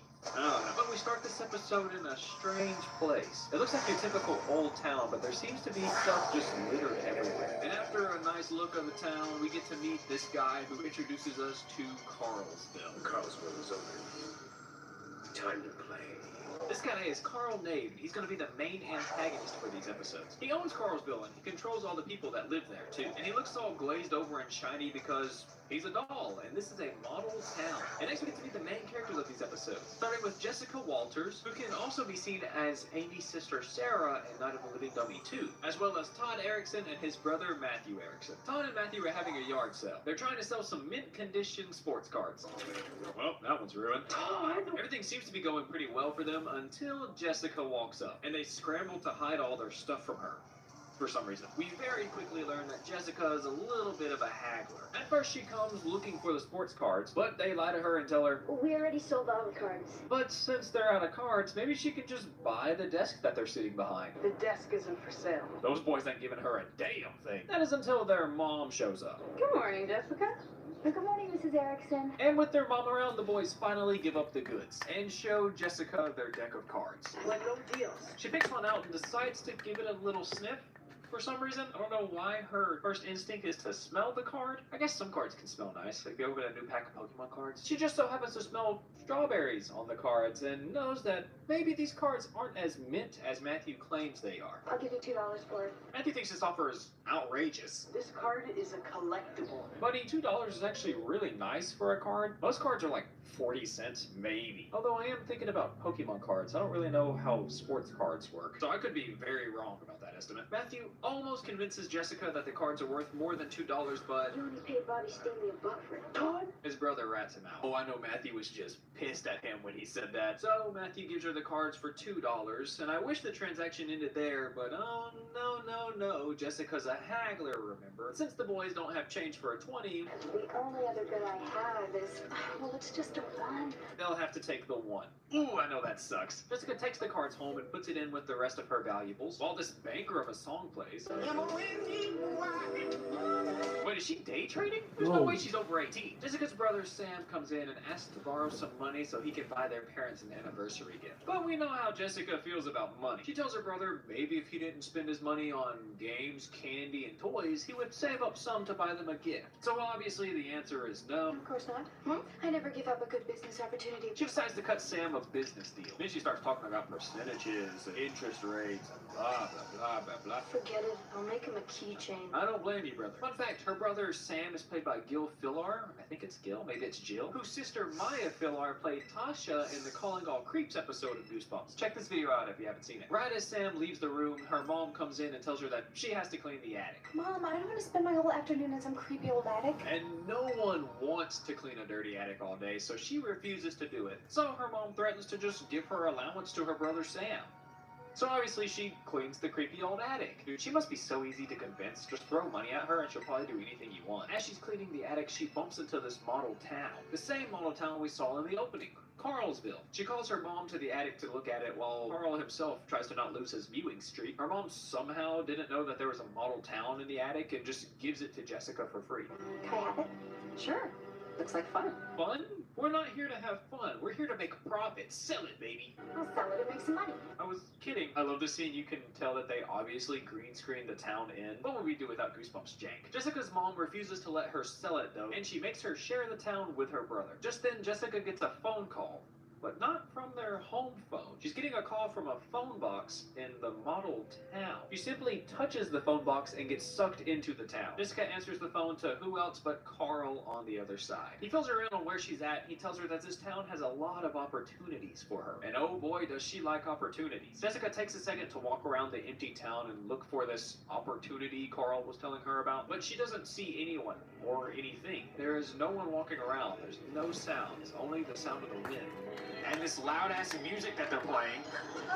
And Carl. Carl introduces himself as somewhat of a businessman. I mean, he owns the whole town after all. And he needs a business partner. Somebody who loves money. Jessica's a little hesitant at first, but come on, she can't turn down a good money-making opportunity. He points her to one of the most profitable businesses ever. The beverage business. He wants her and this girl named Nikki to sell lemonade. Jessica hates this idea at first, but Carl is just using this as a test to see how she'll do at selling lemonade before moving her up to bigger and better things. And he introduces her to his very own lemonade. With Carl's lemonade. It's my own. What the hell? His lemonade comes with a jingle? You know what? That's pretty cool. Apparently Carl's lemonade has crack or something in it because when people get their first taste of it, they can't resist to buy more. It's almost like they're addicted to it. Jessica agrees to do it if she gets 50% of the cut. 50%! But money is no object to Carl, so he takes the deal. Carl bends down to Nikki and tells her that Jessica is a very smart businesswoman and she is now in charge. Before Carl leaves, though, he warns the girls to not raise the price of his lemonade because he doesn't want to be accused of hiking up the prices in his own town. And he wishes the girls good luck and quite literally turns up the heat. And now with the temperature so hot, it's quite easy to sell some lemonade. Their first customer finds the lemonade to be so cheap and delicious that she buys 3. And by the second customer, Jessica is already doing shady shit. Don't forget, just halfway. She didn't even make it to $5 before giving people the Willy Wonka experience. Is that joke dated now? Do you guys remember that? It happened like a few months ago. Jessica tells the second customer how much the lemonade will cost, and then he says something that he will soon regret. Would be a bargain at twice the price. Oh no. So obviously the next customer that comes up, she sells it to him for $2, and then he says, "You could charge a fortune." Nikki tries to warn Jessica about raising the price of the lemonade, but Jessica doesn't care. And now she's selling the lemonade for $3 a piece. And not only that, she pours more water into the lemonade, which dilutes the lemonade a little bit, but gives them more to sell. And she does this all in the name of business, as the temperatures just get hotter and hotter. Soon the whole town is lined up around her lemonade stand, and they're basically begging to have some of that sweet, delicious lemon nectar. As more people show up, the hotter it gets. And the people start to get a little bit more and more violent. But Jessica doesn't care, as long as she's getting that beautiful cash. And during all the chaos, Jessica hides the last little bit of lemonade they have and tells everybody that they only have 1 cup. And it'll go to the highest bidder. I'll give you $10. Make it 20. People immediately start to offer double what they're already paying for this lemonade. They start to basically break down the table. And in all this chaos, they find out she was lying. She was squeezing us. Obviously, they don't like that she was scamming them out of their money, and Carl doesn't like that she rose the prices. So she immediately gets her punishment. What? She turns into a pig? I thought maybe they'd like chase her around a little bit around the town and like maybe scare her just a little bit, like you know, like maybe like burn her at a stake like a witch or something. I didn't think they were gonna turn her into a pig. Holy shit, that's a lot better. Didn't expect that at all. Nikki did warn Jessica that if she didn't listen to Carl, then she would have to pay the consequences. You're nothing but a greedy little pig. Before running away, Jessica, of course, grabs the money first. Can't do anything without the money. And then decides to book it. Jessica tries to blame everything on Carl, saying that he set her up and made her do all this, and that the townsfolk should be mad at him, not her. But I don't think they believe her. They call for Carl, and like Batman, he appears on the roof. Get the pig. That's not good. This caused everybody to mob Jessica. They chase her around the corner and then somehow don't see her hiding behind this trash can. Like, seriously, guys? Are you kidding me? Well, almost nobody. I guess our little partnership must be dissolved. Man, this guy really is Batman. How does he keep doing that? He tells Jessica that she's being punished for hiking up the prices and hogging all the profit. Hogging as in, you know, pig. Yeah, hogging the profit. She's hogging the profit. It's funny. It's a funny joke. And he shows her what she really is. She tries her best to escape, but like every other pig, she can't resist a little bit of mud, which gives the townsfolk enough time to find her. And surprisingly, she uses the money as a distraction to get away. She finds her way back to the phone booth and tries to call 911, but This number is no longer in service. oh yeah, Carl runs everything here. So obviously 911 isn't going to work. Finally, Jessica decides to call her home phone, but she forgot that she left it in the attic with her. So nobody's there to answer the phone. And as she's waiting for it to ring, the townsfolk beat in the phone booth and pull her out. Hello? Until her brother Sam saves the day. Now that she's back to normal and out of Carlsville, her and her brother take the model town out and throw it in the trash. But Sam thinks it's kind of cool and he kind of wants to keep it. Oh, if only he knew. And for one final transaction, Jessica agrees to sell Sam the model town. Jesus, even after turning into a pig, she literally has learned nothing. You sell it back to me. You said you needed money for Mom's present, right? But I'll give you $50 for it. Looks like she did learn her lesson after all. And I'd like to say the episode ends there, but oh no, we wouldn't have a trilogy if the story ended there. Later that night, Matthew and Todd are hanging out in the street when they spot the model town on the side of the road. So they pick up the model town and they take it home with them. And the episode ends with Carl saying, No more Mr. Nice Guy.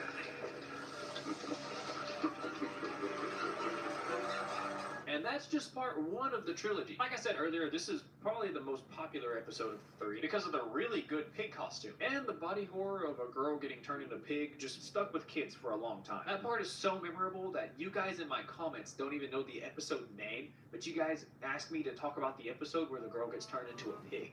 That's all you guys ever say. And with her being trapped in a pig's body and the intense music and the people literally mobbing her, this episode can be genuinely freaky, especially for people that are like claustrophobic. And this episode set the bar really high for the rest of the trilogy. I hope they don't ruin the trilogy by having the next episode be stupid and wacky. You prefer the squeeze play or the sacrifice? Okay, saying this episode is stupid and wacky is a bit harsh, but I didn't say it wasn't fun. It's definitely one of the goofiest Goosebumps episodes, period. But some of you guys have told me how genuinely scary this episode was to you as a kid. So, I'm pretty excited to check it out. This episode starts in Matthew's room, and it looks like he's getting ready for a baseball game. His mom comes in and tells him it's time to go, but before he leaves, he notices a baseball field on the model town of Carlsville, and fantasizes about making a game-winning home run. It's good! The Tigers win the championship! But mid-celebration, his mom walks in.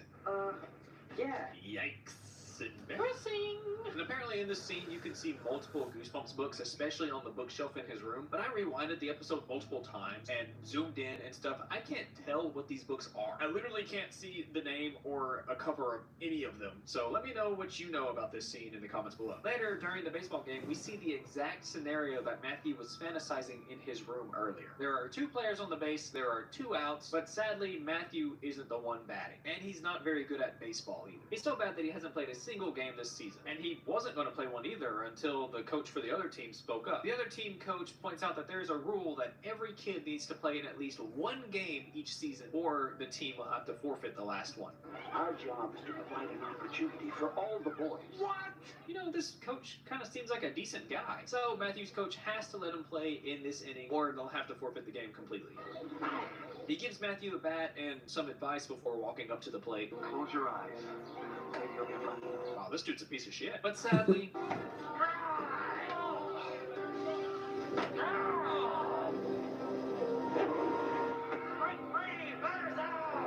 Matthew strikes out and loses the game for the team, and he really beats himself up about it for the rest of the day, even not eating dinner, so he can go to his room and mope around. His dad comes to his room and tries to cheer him up by telling him how proud he is for even trying to do something different, and he invites him to come down to the living room to watch a movie with him and the rest of the family. But Matthew just says, No, I think I'm just gonna stay here. but before his dad walks out, he tells him that there are things you are good at. Baseball might not be one of them, but baseball's not the most important thing in the world, and that's okay. And then right after he leaves, what the hell, that tripped my brain out. And before he knows it, Matthew is sucked down into Carlsville, where he meets the owner of the town, Carl. Carl asks him to be on his baseball team. Well, more like tells him that he's on the baseball team. You ready?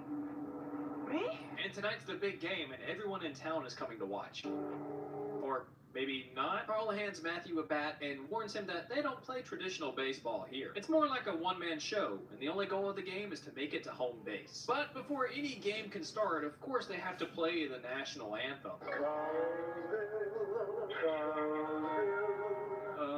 Slay, I guess. Now that that's out of the way, we can finally start the game. Wait, who's gonna pitch the ball to Matthew? Now that's the most menacing pitching machine I've ever seen in my life. After two balls whiff past him going the speed of light, the last ball is pretty much handed to him. I can hit that. So he smacks it out of the park. Well, almost out of the park. It actually was a pretty good hit though, like maybe he does have some talent. Matthew finds it quite hard to make it to first base. It's almost like the base got up and is running away from him. No wait, the base did get up and start running away from him. And the only way he makes it to first base is because he tricked it with the, no, I'm not interested.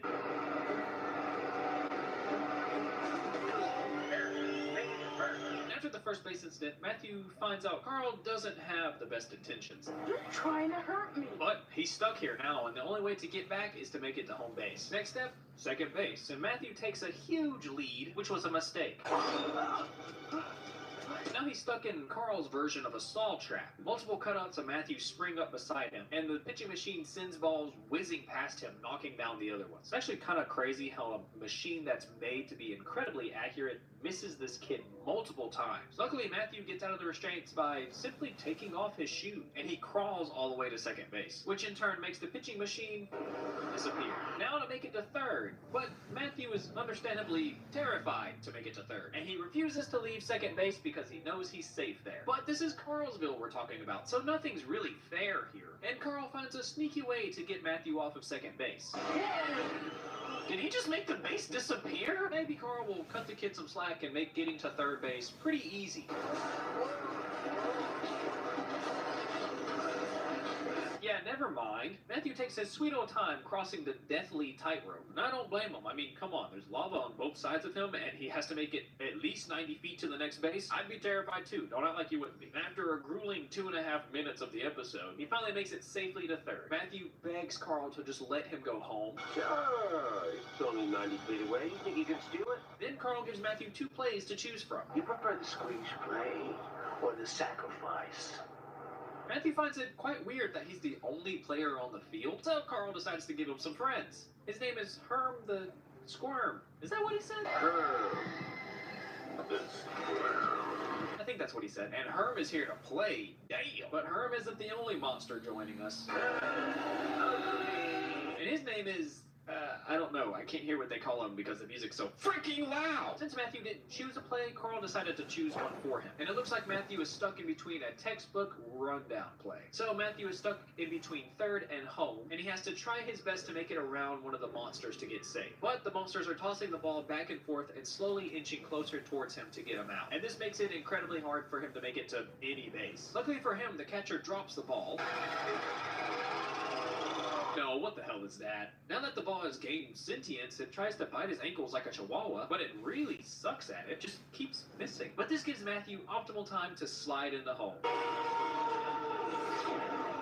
But because he's back home, that doesn't mean he's safe. The killer baseball comes into the real world and starts attacking Matthew. And it does so until Matthew smacks it back down into Carlsville. Then he quite literally just passes out on the bed. I don't even know how you would be able to sleep after that. The next morning, Jessica comes over to give Matthew his baseball cards back. Wait, didn't she pay for those? So aren't they like technically hers now? Also, with a closer look at the bookshelf, I still can barely tell that these are Goosebumps books. That is until she notices Carlsville. The two share their experience with Carlsville and then decide decide it's best if both of them go down to the garage, grab some tools, come back, and destroy it. And while they do that, Matthew's little brother Todd gets some junk mail. Todd Erickson, you're a grand prize winner. Buddy, I think that's just junk mail. You probably didn't actually win anything. You should probably just throw that away. Send this to Carlsville to claim your prize? Wait, what did it say? After he gets done reading the mail, he hears noises coming from his brother's room. He goes to the model town and tosses the paper down to Carl, who's waiting down there for him.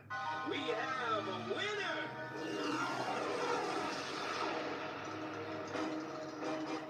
Oh great, now we have to help Todd. Escape from Carlsville starts exactly where the last episode ended. Todd is lost in Carlsville, with seemingly no one in sight. Then, literally out of nowhere, a parade just appears and starts marching towards him, somewhat trapping him in the middle of the road. This is when we get to see a familiar face. You're our grand prize winner. Okay, somebody please tell me how this guy teleports. He's a doll. I mean, I guess Slappy could also teleport, but Slappy's a dummy. Who are you calling dummy? Carl puts Todd in this really cool red convertible car where he gets a kiss from the queen of Carlsville, I think. I don't know who this lady is. She might be a woman that he just randomly picked up off the street. It's probably most likely what happened. Anyways, they very slowly parade Todd around town, as he stays pretty oblivious to everything that's going on around him. Well, at least he's happy. For now. Just then, Jessica and Matthew come back with tools to destroy Carlsville. But before they Hulk smash the town, Matthew notices the junk mail on the floor, and the letter on top has Carl's face on it. Wait, didn't he toss that card down to Carl in the last episode? I think that's a minor fuck-up right there. Anyways, when they see this mail, they instantly know what's going on. And just to confirm their suspicion, Jessica notices the population of Carlsville has grown by 1. Back in town, Todd is giving a speech because he won. Something, we don't know what he won yet, but I have a feeling he won't be making it home like the other two. And I just hope I get home in time for dinner. Yikes. After the speech, Carl decides to take Todd inside, and something tells me that it's not gonna be good. Inside, they go into this Willy Wonka-looking room with a bunch of creepy-ass dudes wearing doll masks and ponchos. Kind of reminds me of the first Purge movie. Todd once again asks what's the grand prize and if he's gonna make it home for dinner. After you see your prize, you'll meet dinner. That's when 2 creepy doll people start just running random tests on him. And Carl accidentally lets the grand prize slip. Didn't I tell you? You're going to become a citizen of Carlsville. And Todd isn't too excited about his prize. That's it? Which royally pisses Carl off. Why, it's an honor. And he talks about how expensive it is to run a parade, get a band, hang up posters. But wait, don't you own the town and control all the people? Wouldn't it be like free? Carl decides now is the perfect time to unveil the Plasto Blaster. What's a Plasto Blaster? Brother, it's called a Plasto Blaster. I think it shoots plastic. Such a Dr. Doofenshmirtz ass name, too. Matthew and Jessica try to find a way back into Carlsville. At first, they try using the way that they got in there the first time. Jessica touches the telephone booth, but nothing happens. And Matthew accidentally got sucked in when he tossed the ball into the baseball field, but he doesn't want to try that one again. This is when Jessica has a pretty smart idea. She turns the population knob into 102, which instantly sucks her down into the town. And Matthew follows quickly behind. And a quick little Easter egg right here, the shop behind him says The Cuckoo Clock of Doom, which is an obvious reference to the book and episode with the same name. It's also one of my favorite books and episodes. And apparently you can see this town in Squeal of Fortune somewhere, but I noticed it in this episode first, so that's where I'm gonna mention it. Now it's time for them to find Todd and help him escape. And as they do that, Carl demonstrates to Todd what the Plasto Blaster is going to do on this bowl of fruit. And it finally all clicks for Todd. You're gonna do that to me? Of course. Now Carl does the big reveal and reveals to Todd that everyone around him is dolls. And very soon, he will be one too. Then freaky doll people strap Todd down to a gurney as he screams for help. And then shove the Plasto Blaster into his face. Then they eerily cheer plastic. Carl starts the process to get the machine ready, but then suddenly stops and says, He didn't choose his color. His color for what? No, seriously, his color for what? What are you talking about? Carl then brings out this giant light with a bunch of filters on it and makes Todd choose his favorite color. But all Todd can think about is freedom. Why can't you just let me go? Yellow. The other two follow a trail of confetti and parade litter all the way back to the factory. But they find the parade dolls stuck where they are, cursed to clap until they're told to stop. which is pretty freaky for me. It's probably the freakiest part of these episodes. They sneak around to the side of the building and they find a small hobbit tunnel that's just built into the factory for some reason, and they use this to get inside. Todd chose green. I still don't know what this color is for. Then he tries his best to bribe Carl, but Carl isn't doing all this for money. I want power.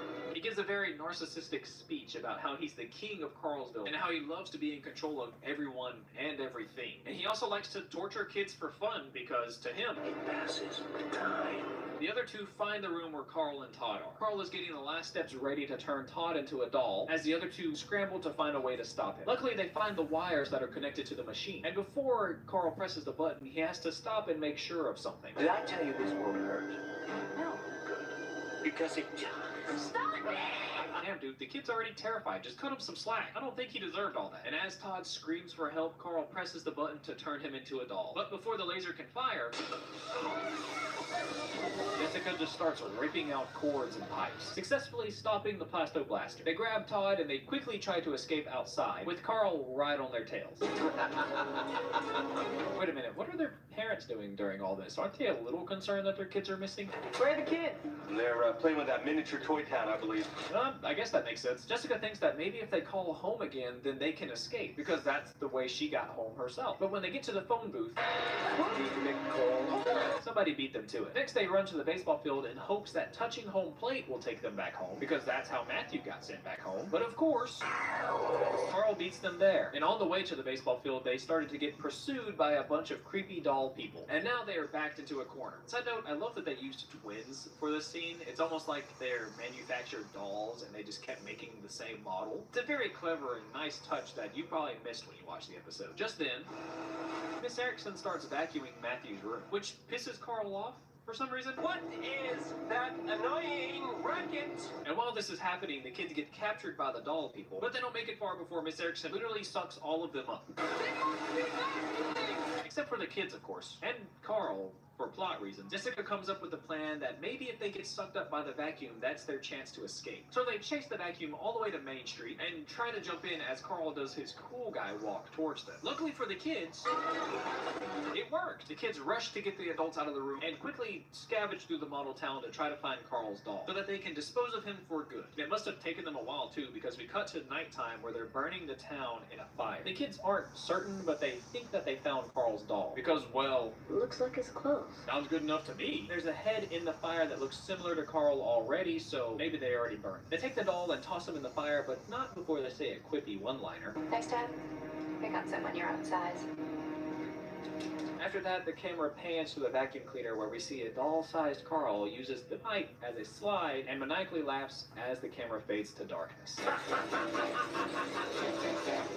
And that's the end of the trilogy. Gotta throw in a nice Goosebumps twist at the end. I'm wondering if they wanted to bring Carl back for some episodes, or maybe they were just gonna leave it like an open-ended thing like they tend to do with these episodes. It's a super fun trilogy to watch, and it really shows off the talents of the Goosebumps writers. When they don't have a book to guide them, they still do really well. I love how Carl is easily a lovable character and also a terrible person. Daniel Cash did an amazing job at playing the lovable asshole, especially during Strike 3, You're Doomed. I know I said it's the worst of the 3 episodes, but you should definitely check that episode out to see his range of character. In that single episode, you see him play an evil mastermind, a quirky, funny commentator, and the tough-loving coach. It's all in the same episode. It's crazy. Carl is definitely one of the most underrated Goosebumps villains ever. I hardly hear him being talked.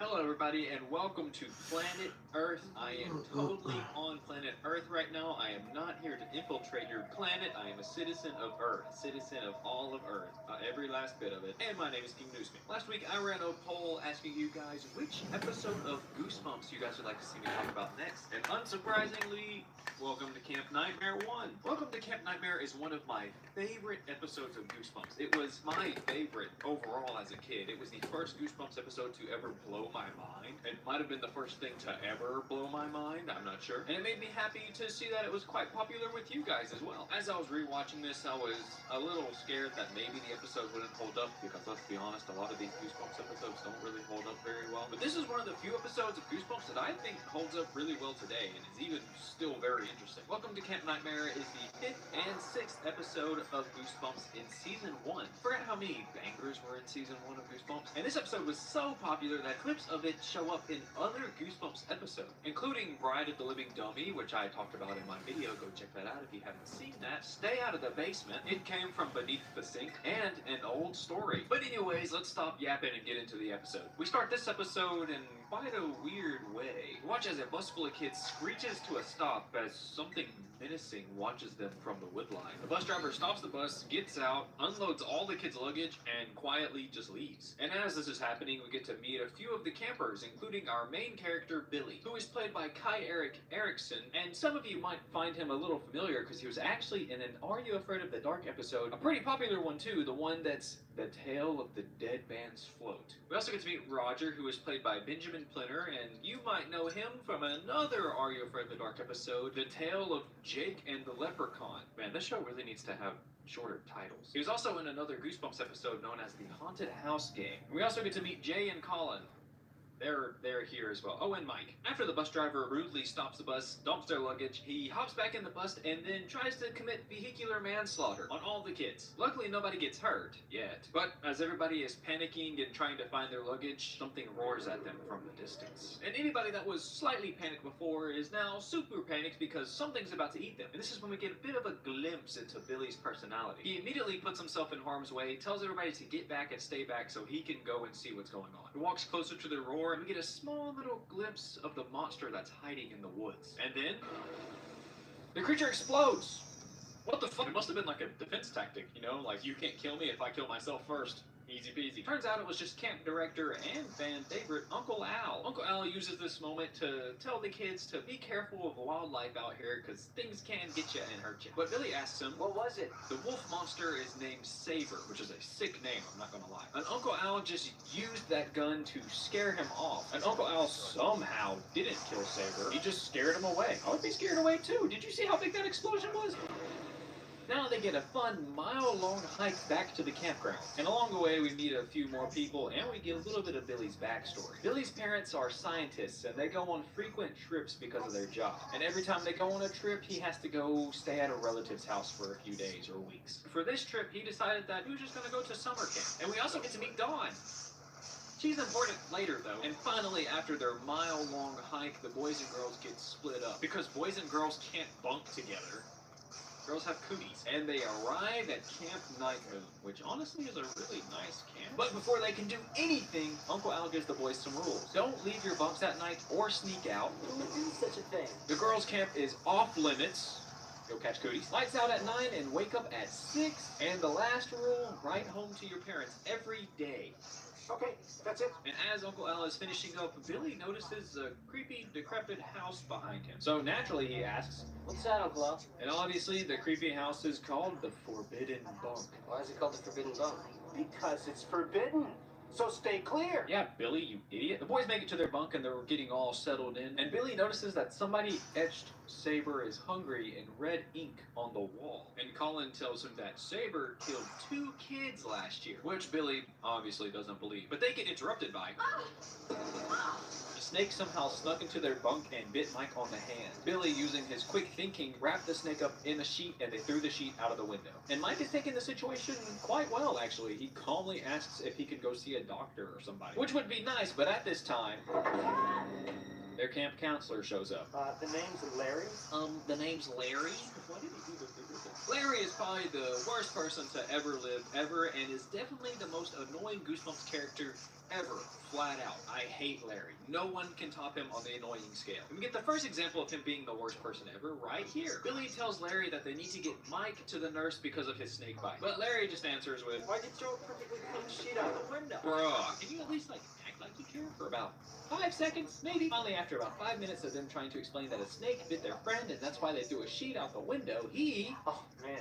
Put that out of my face. I just ate. Still doesn't care. Larry just grabs the first aid kit and a few bandages and tells Mike to wrap it up. But Billy doesn't think that this will help too much. He thinks that they really need to get Mike to the doctor to get the poison out.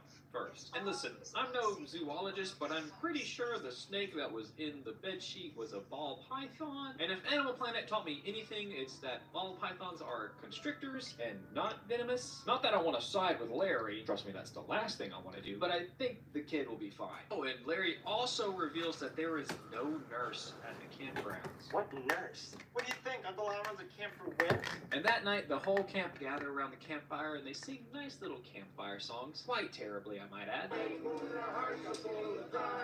And as they sing, Saber stalks them from the wood line. Like a great friend, Billy brings Mike a hot dog. Mike talks about how he's feeling a lot of pain and how his body is going completely numb on one side. But the snake was a python. I think Mike...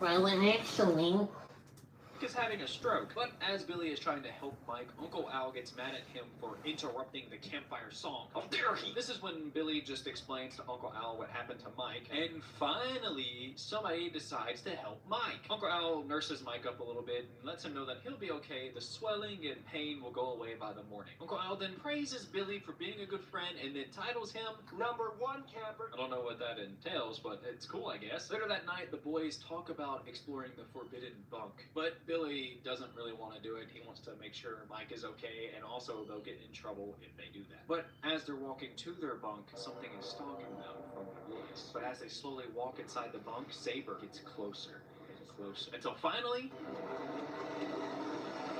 Luckily, the boys make it inside just in time. The next morning, the boys wake up and Mike is missing. Literally. He disappeared in the night, and all his stuff is completely gone. His bed is even rolled up and has no sheets on it. The only thing that's left of him is his bandage on the doorstep outside. Billy searches for Mike outside, but runs into... this guy. This guy is George, and he is there too. George tells Billy that him and his bunkmates need to get down to the cafeteria to eat breakfast. Billy isn't worried about breakfast right now. He's worried about what happened to Mike. So he asks George about it. But George doesn't care. He tells him to just talk to Larry about it. Great, here we go again. In the cafeteria, the boys ask a ton of questions about Mike, but they're just met with, "Geez, Larry, you got a bunch of whiners this summer?" Finally, Billy has had enough of Larry's shit and gets serious. Where is he, Larry? He means business. But Larry just stays his terrible self and says, Mike's not here, Billy, so I guess maybe he's somewhere else. I hate this guy. I hate this guy. The boys tried to come up with a reasonable explanation as to why Mike wasn't there when they woke up. Colin thinks that they just sent him home because of his wound, but if that's the case, then why wouldn't Larry just tell them that? But maybe something more sinister is going on here. Later that day, everybody's outside playing baseball, and Uncle Al is not wearing any protection. He's going to get hurt back there. And while Billy is getting ready to bat, he decides to ask Uncle Al himself what happened to Mike. But Uncle Al just says, Mike? Which one's Mike? Which is understandable. I imagine he's in charge of like 100 kids. He can't keep up with every single one of them, so he probably doesn't know who Mike is genuinely. But Uncle Al just talks him through it, tells him to brush it off. You're here to have fun, so let's have some fun and play baseball. So Billy does. Well, he tries to. He does hit a dinger to left field, though. Yeah, I played baseball. I know terms. Which almost gets Colin out, but luckily for us, he's too fast for Larry. Safe at third. What? And Larry doesn't like that. Larry? So in the next play, Larry decides to get revenge on Colin by literally throwing the ball as hard as he can at the back of his head. And he tries to use the excuse, Slipped out of my hand, Uncle Al. "It slipped." Yeah, okay, and my hand slipped when I hit that guy with my car back in '98. Okay, yeah. They pick up Colin and pretty much tell him to tough it out. No, wait, they literally tell him to just tough it out. You're okay, but tough it out. And then Uncle Al lets Bunk 4 know that they're going to be doing survival night, sleeping under the stars in only tents. And they'll be the first group to do that. So that night, while the boys are hanging out in the tents, Jay and Roger talk about going to the forbidden bunk once again. But Billy doesn't want to leave Colin alone while he's still injured. So the other two decide to go anyways. But that's when we hear... And that's when Billy shoots up out of bed, grabs a flashlight, and runs straight to the forbidden bunk. He's braver than me, dude. I wouldn't do that. If I heard a roar outside, I'm staying right in my fucking tent. Don't look at me.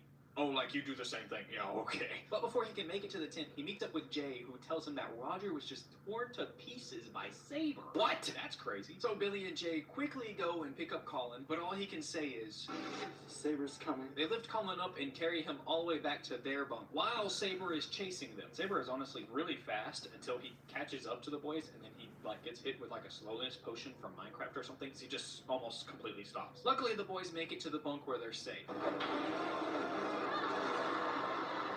And that's where the first episode ends. Luckily for me, I wasn't born in the 90s, so I didn't have to wait a whole week to see what happens in part 2. But I do think this episode does a great job at making kids want more. There's so many questions to ask. What's happening to all these missing campers? Why are the staff acting like the missing kids never even existed? Why is Saber terrorizing the camp? Will the boys survive through the night? Will Larry ever stop being a little bitch? Lots of important questions here. I also love how quickly they show off the kids' personalities in the episode. I didn't show it to you guys, but there's a bunch of little small scenes that show off these kids' personalities. It's just like them walking from place to place, you know, a little filler thing. I try to talk about things that go with the main plot of the episode. Right off the bat, we see that Billy is the confident leader type. He has a really strong moral compass. He always knows what to do and when to do it. Mike was the shy but sweet kid, and he was kind of picked on for being the fat kid, but he's really not fat at all, actually. Colin is the typical bad guy kid, where he's just too cool for everybody, but he's also kind of goofy. So Roger is the funny one. He was always cracking jokes. He said so many one-liners in this episode. And Jay,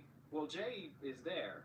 They didn't really give him much of a personality trait, but I feel like I blabbered enough, so let's go on to the next episode. And we start this episode right where we left off in the last one, and we learn that the thing that opened the door is just Larry. What are you guys doing out of your tents? I think I'd prefer Saber. The boys tried to tell Larry that Roger was torn to pieces by Saber at the Forbidden Bunk, but all Larry heard was, You guys went to the Forbidden Bunk? how many kids die at this camp for you to ignore that? But no matter how much they try, they can't seem to get through to Larry. And even with roaring in the distance, Larry still believes that they're lying.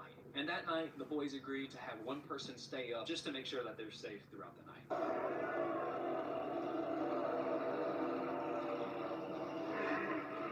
The next morning, the boys wake up and they look for Uncle Al to tell him about what happened to Roger. They go to the cafeteria and they ask Larry,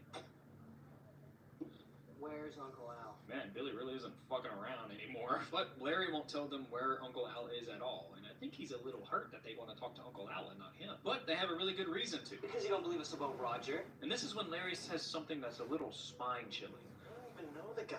What? He was literally your picture yesterday in the baseball game. He's also one of 5 boys that you are assigned to take care of. How do you not remember him? After a bit of bickering, like always, Larry just orders the boys to put on their swimming trunks and that they're going to the lake today. On the way to the lake, the boys talk about how concerning the camp is getting. It's so bad that Billy even talks about calling his parents to come pick him up because he doesn't want to stay there anymore. And Jay brings up that maybe they're using the Forbidden Bunk to hide the kids' dead bodies. That's crazy. That's a crazy thing to say. Don't you think there'd be like a smell or something? Also, where is this place located on the campgrounds, dude? It's like right next to the entrance when we first walk in, and then it's near their bunk. Now it's near the lake. Where is this fucking bunk at? Billy excuses himself from the boys so he can try to look for a phone to go call his parents. And luckily, he does find one. So he tries to call his parents, but What are you doing, Billy? Uncle Al catches him, and he doesn't seem too happy that he's trying to call home.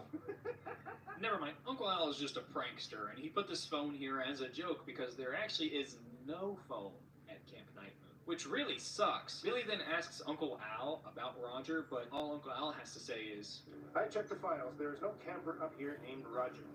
No first name, no middle name, no Roger.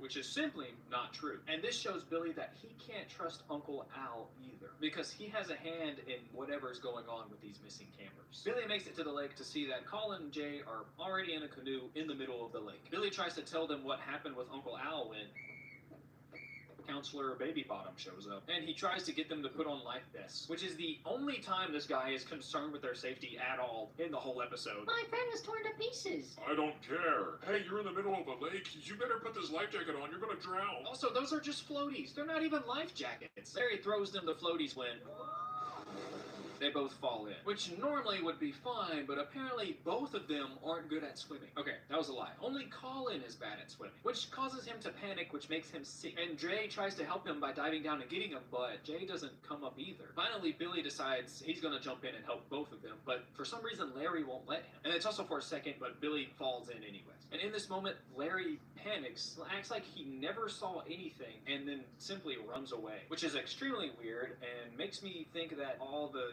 counselors have this "if I didn't see it, it didn't happen" rule, and that's why they act like all these campers didn't exist. Billy tries hard to find his friends underwater to no avail. Not even their bodies float up to the surface, they just simply disappear. Billy runs back to camp to try to get some help, but it looks like someone's joining him. But Billy has been panicking and swimming and running so much so he tries to stop for a second to catch his breath, which might be his worst mistake.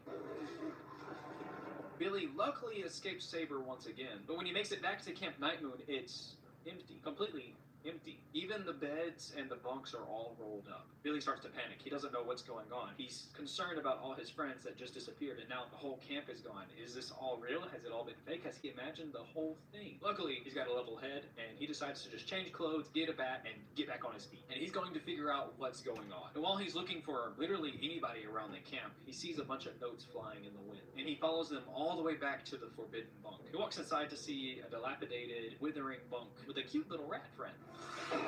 Oh, and Dawn is hiding in there. He tells Dawn that he's trying to escape because Camp Night Moon's a nightmare, that's how come.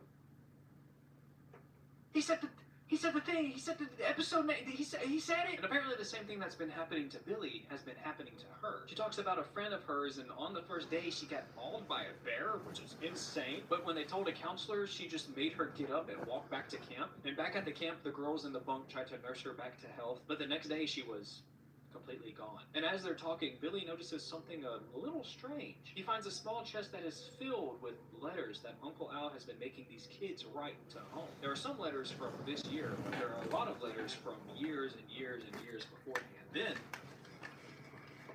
there's a whistle outside. Billy takes a peek outside the window to see that Uncle Al and the counselors are dressed completely in camo. And so Billy tells Dawn to wait right there. He's gonna check it out and see what's going on. Tries to go outside and spy on the guys to see what's happening, but Larry catches him. Of course, Larry has to be the one to catch him. This is when Billy absolutely loses it and lets Uncle Al have it all. Now, all of his friends are missing and nobody's doing a thing about it, but Uncle Al cuts him off completely and tells him to get in line with the rest of the campers. Uncle Al then hands every kid a crossbow and fills them in on their mission. There's been a runaway camper from the girls' camp, and their mission is to stop her. Search everywhere, aim carefully. We do not want her getting away. But Billy won't be doing that. They aren't trying to kill her, though. The crossbows are loaded with tranquilizer darts, and they simply want to stop her and bring her back to the camp, so that they can kill her. Probably. Well, do you have a problem with that, Billy? Do you have a problem? Oh yes, Billy does have a problem with that because he turns the crossbow onto Uncle Al. And this is when he says one of the most badass one-liners ever. Camp's over. Nobody else is gonna die. God, he's so cool. God, he's so cool. Billy once again brings up that all his friends have disappeared from camp, and Uncle Al stops him again and says, "Die. Nobody has died here, Billy." And Uncle Al asks the other counselors if they've heard of any of these kids. And of course they say, "Never heard of them." No. Uncle Al then tries to literally gaslight him into thinking he imagined all of his friends, and none of them were real. And he tries to get Billy to put the crossbow down, but Billy shoots him anyways, which causes Uncle Al to Congratulations, Billy. congratulate Billy.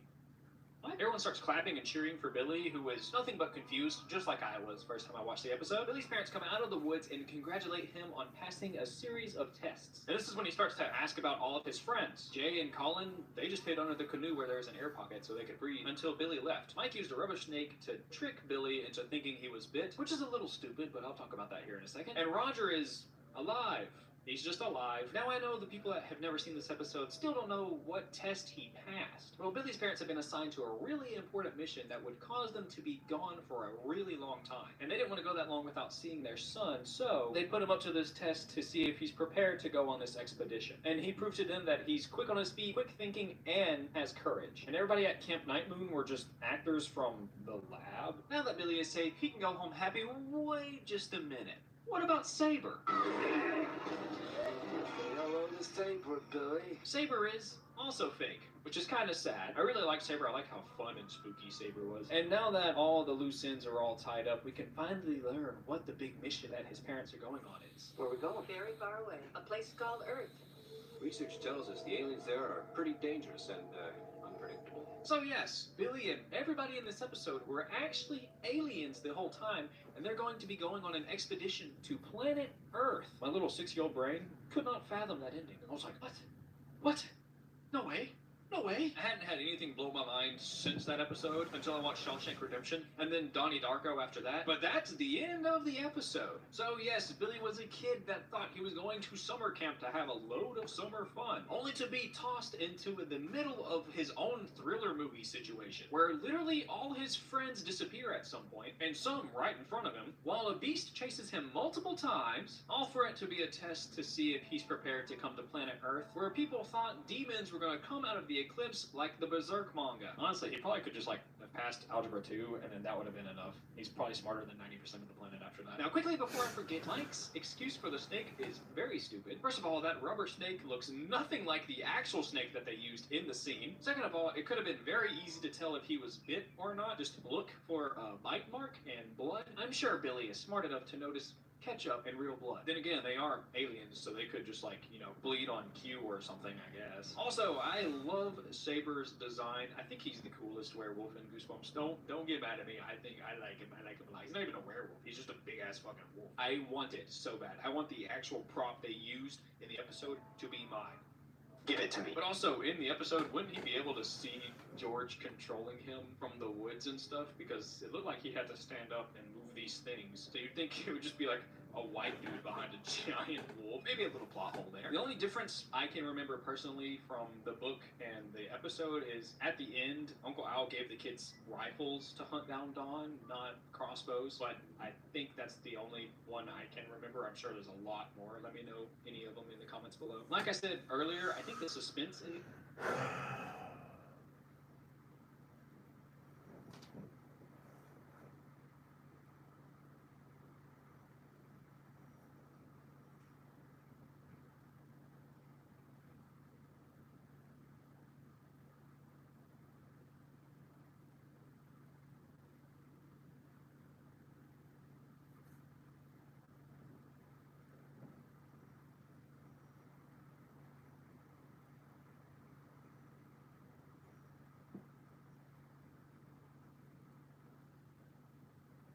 Aang has a secret ability that allows him to withstand extremely cold temperatures. Okay, that sounds crazy, but I'm not even kidding. Have you ever noticed that Aang has never needed warm clothing, even when he's in freezing temperatures? Surprisingly, there's an actual explanation for this. And no, it's not because he's a cartoon character and he needs to wear the same clothing every day. Katara and Sokka put on parkas when they're in the cold, the Fire Nation puts on an extra robe, but Aang has never needed to do any of this, and here's a canon explanation. In The Legend of Korra, while Tenzin is training the new generation of airbenders, they start complaining about it being too cold on top of the mountain. So Tenzin reveals to them that once they get the hang of airbending, they'll never have to worry about the weather again, because they'll be able to use airbending to warm or cool the air closest to their skin. Aang has a secret ability that allows him to withstand extremely cold temperatures. Okay, that sounds crazy, but I'm not even kidding. Have you ever noticed that Aang has never needed...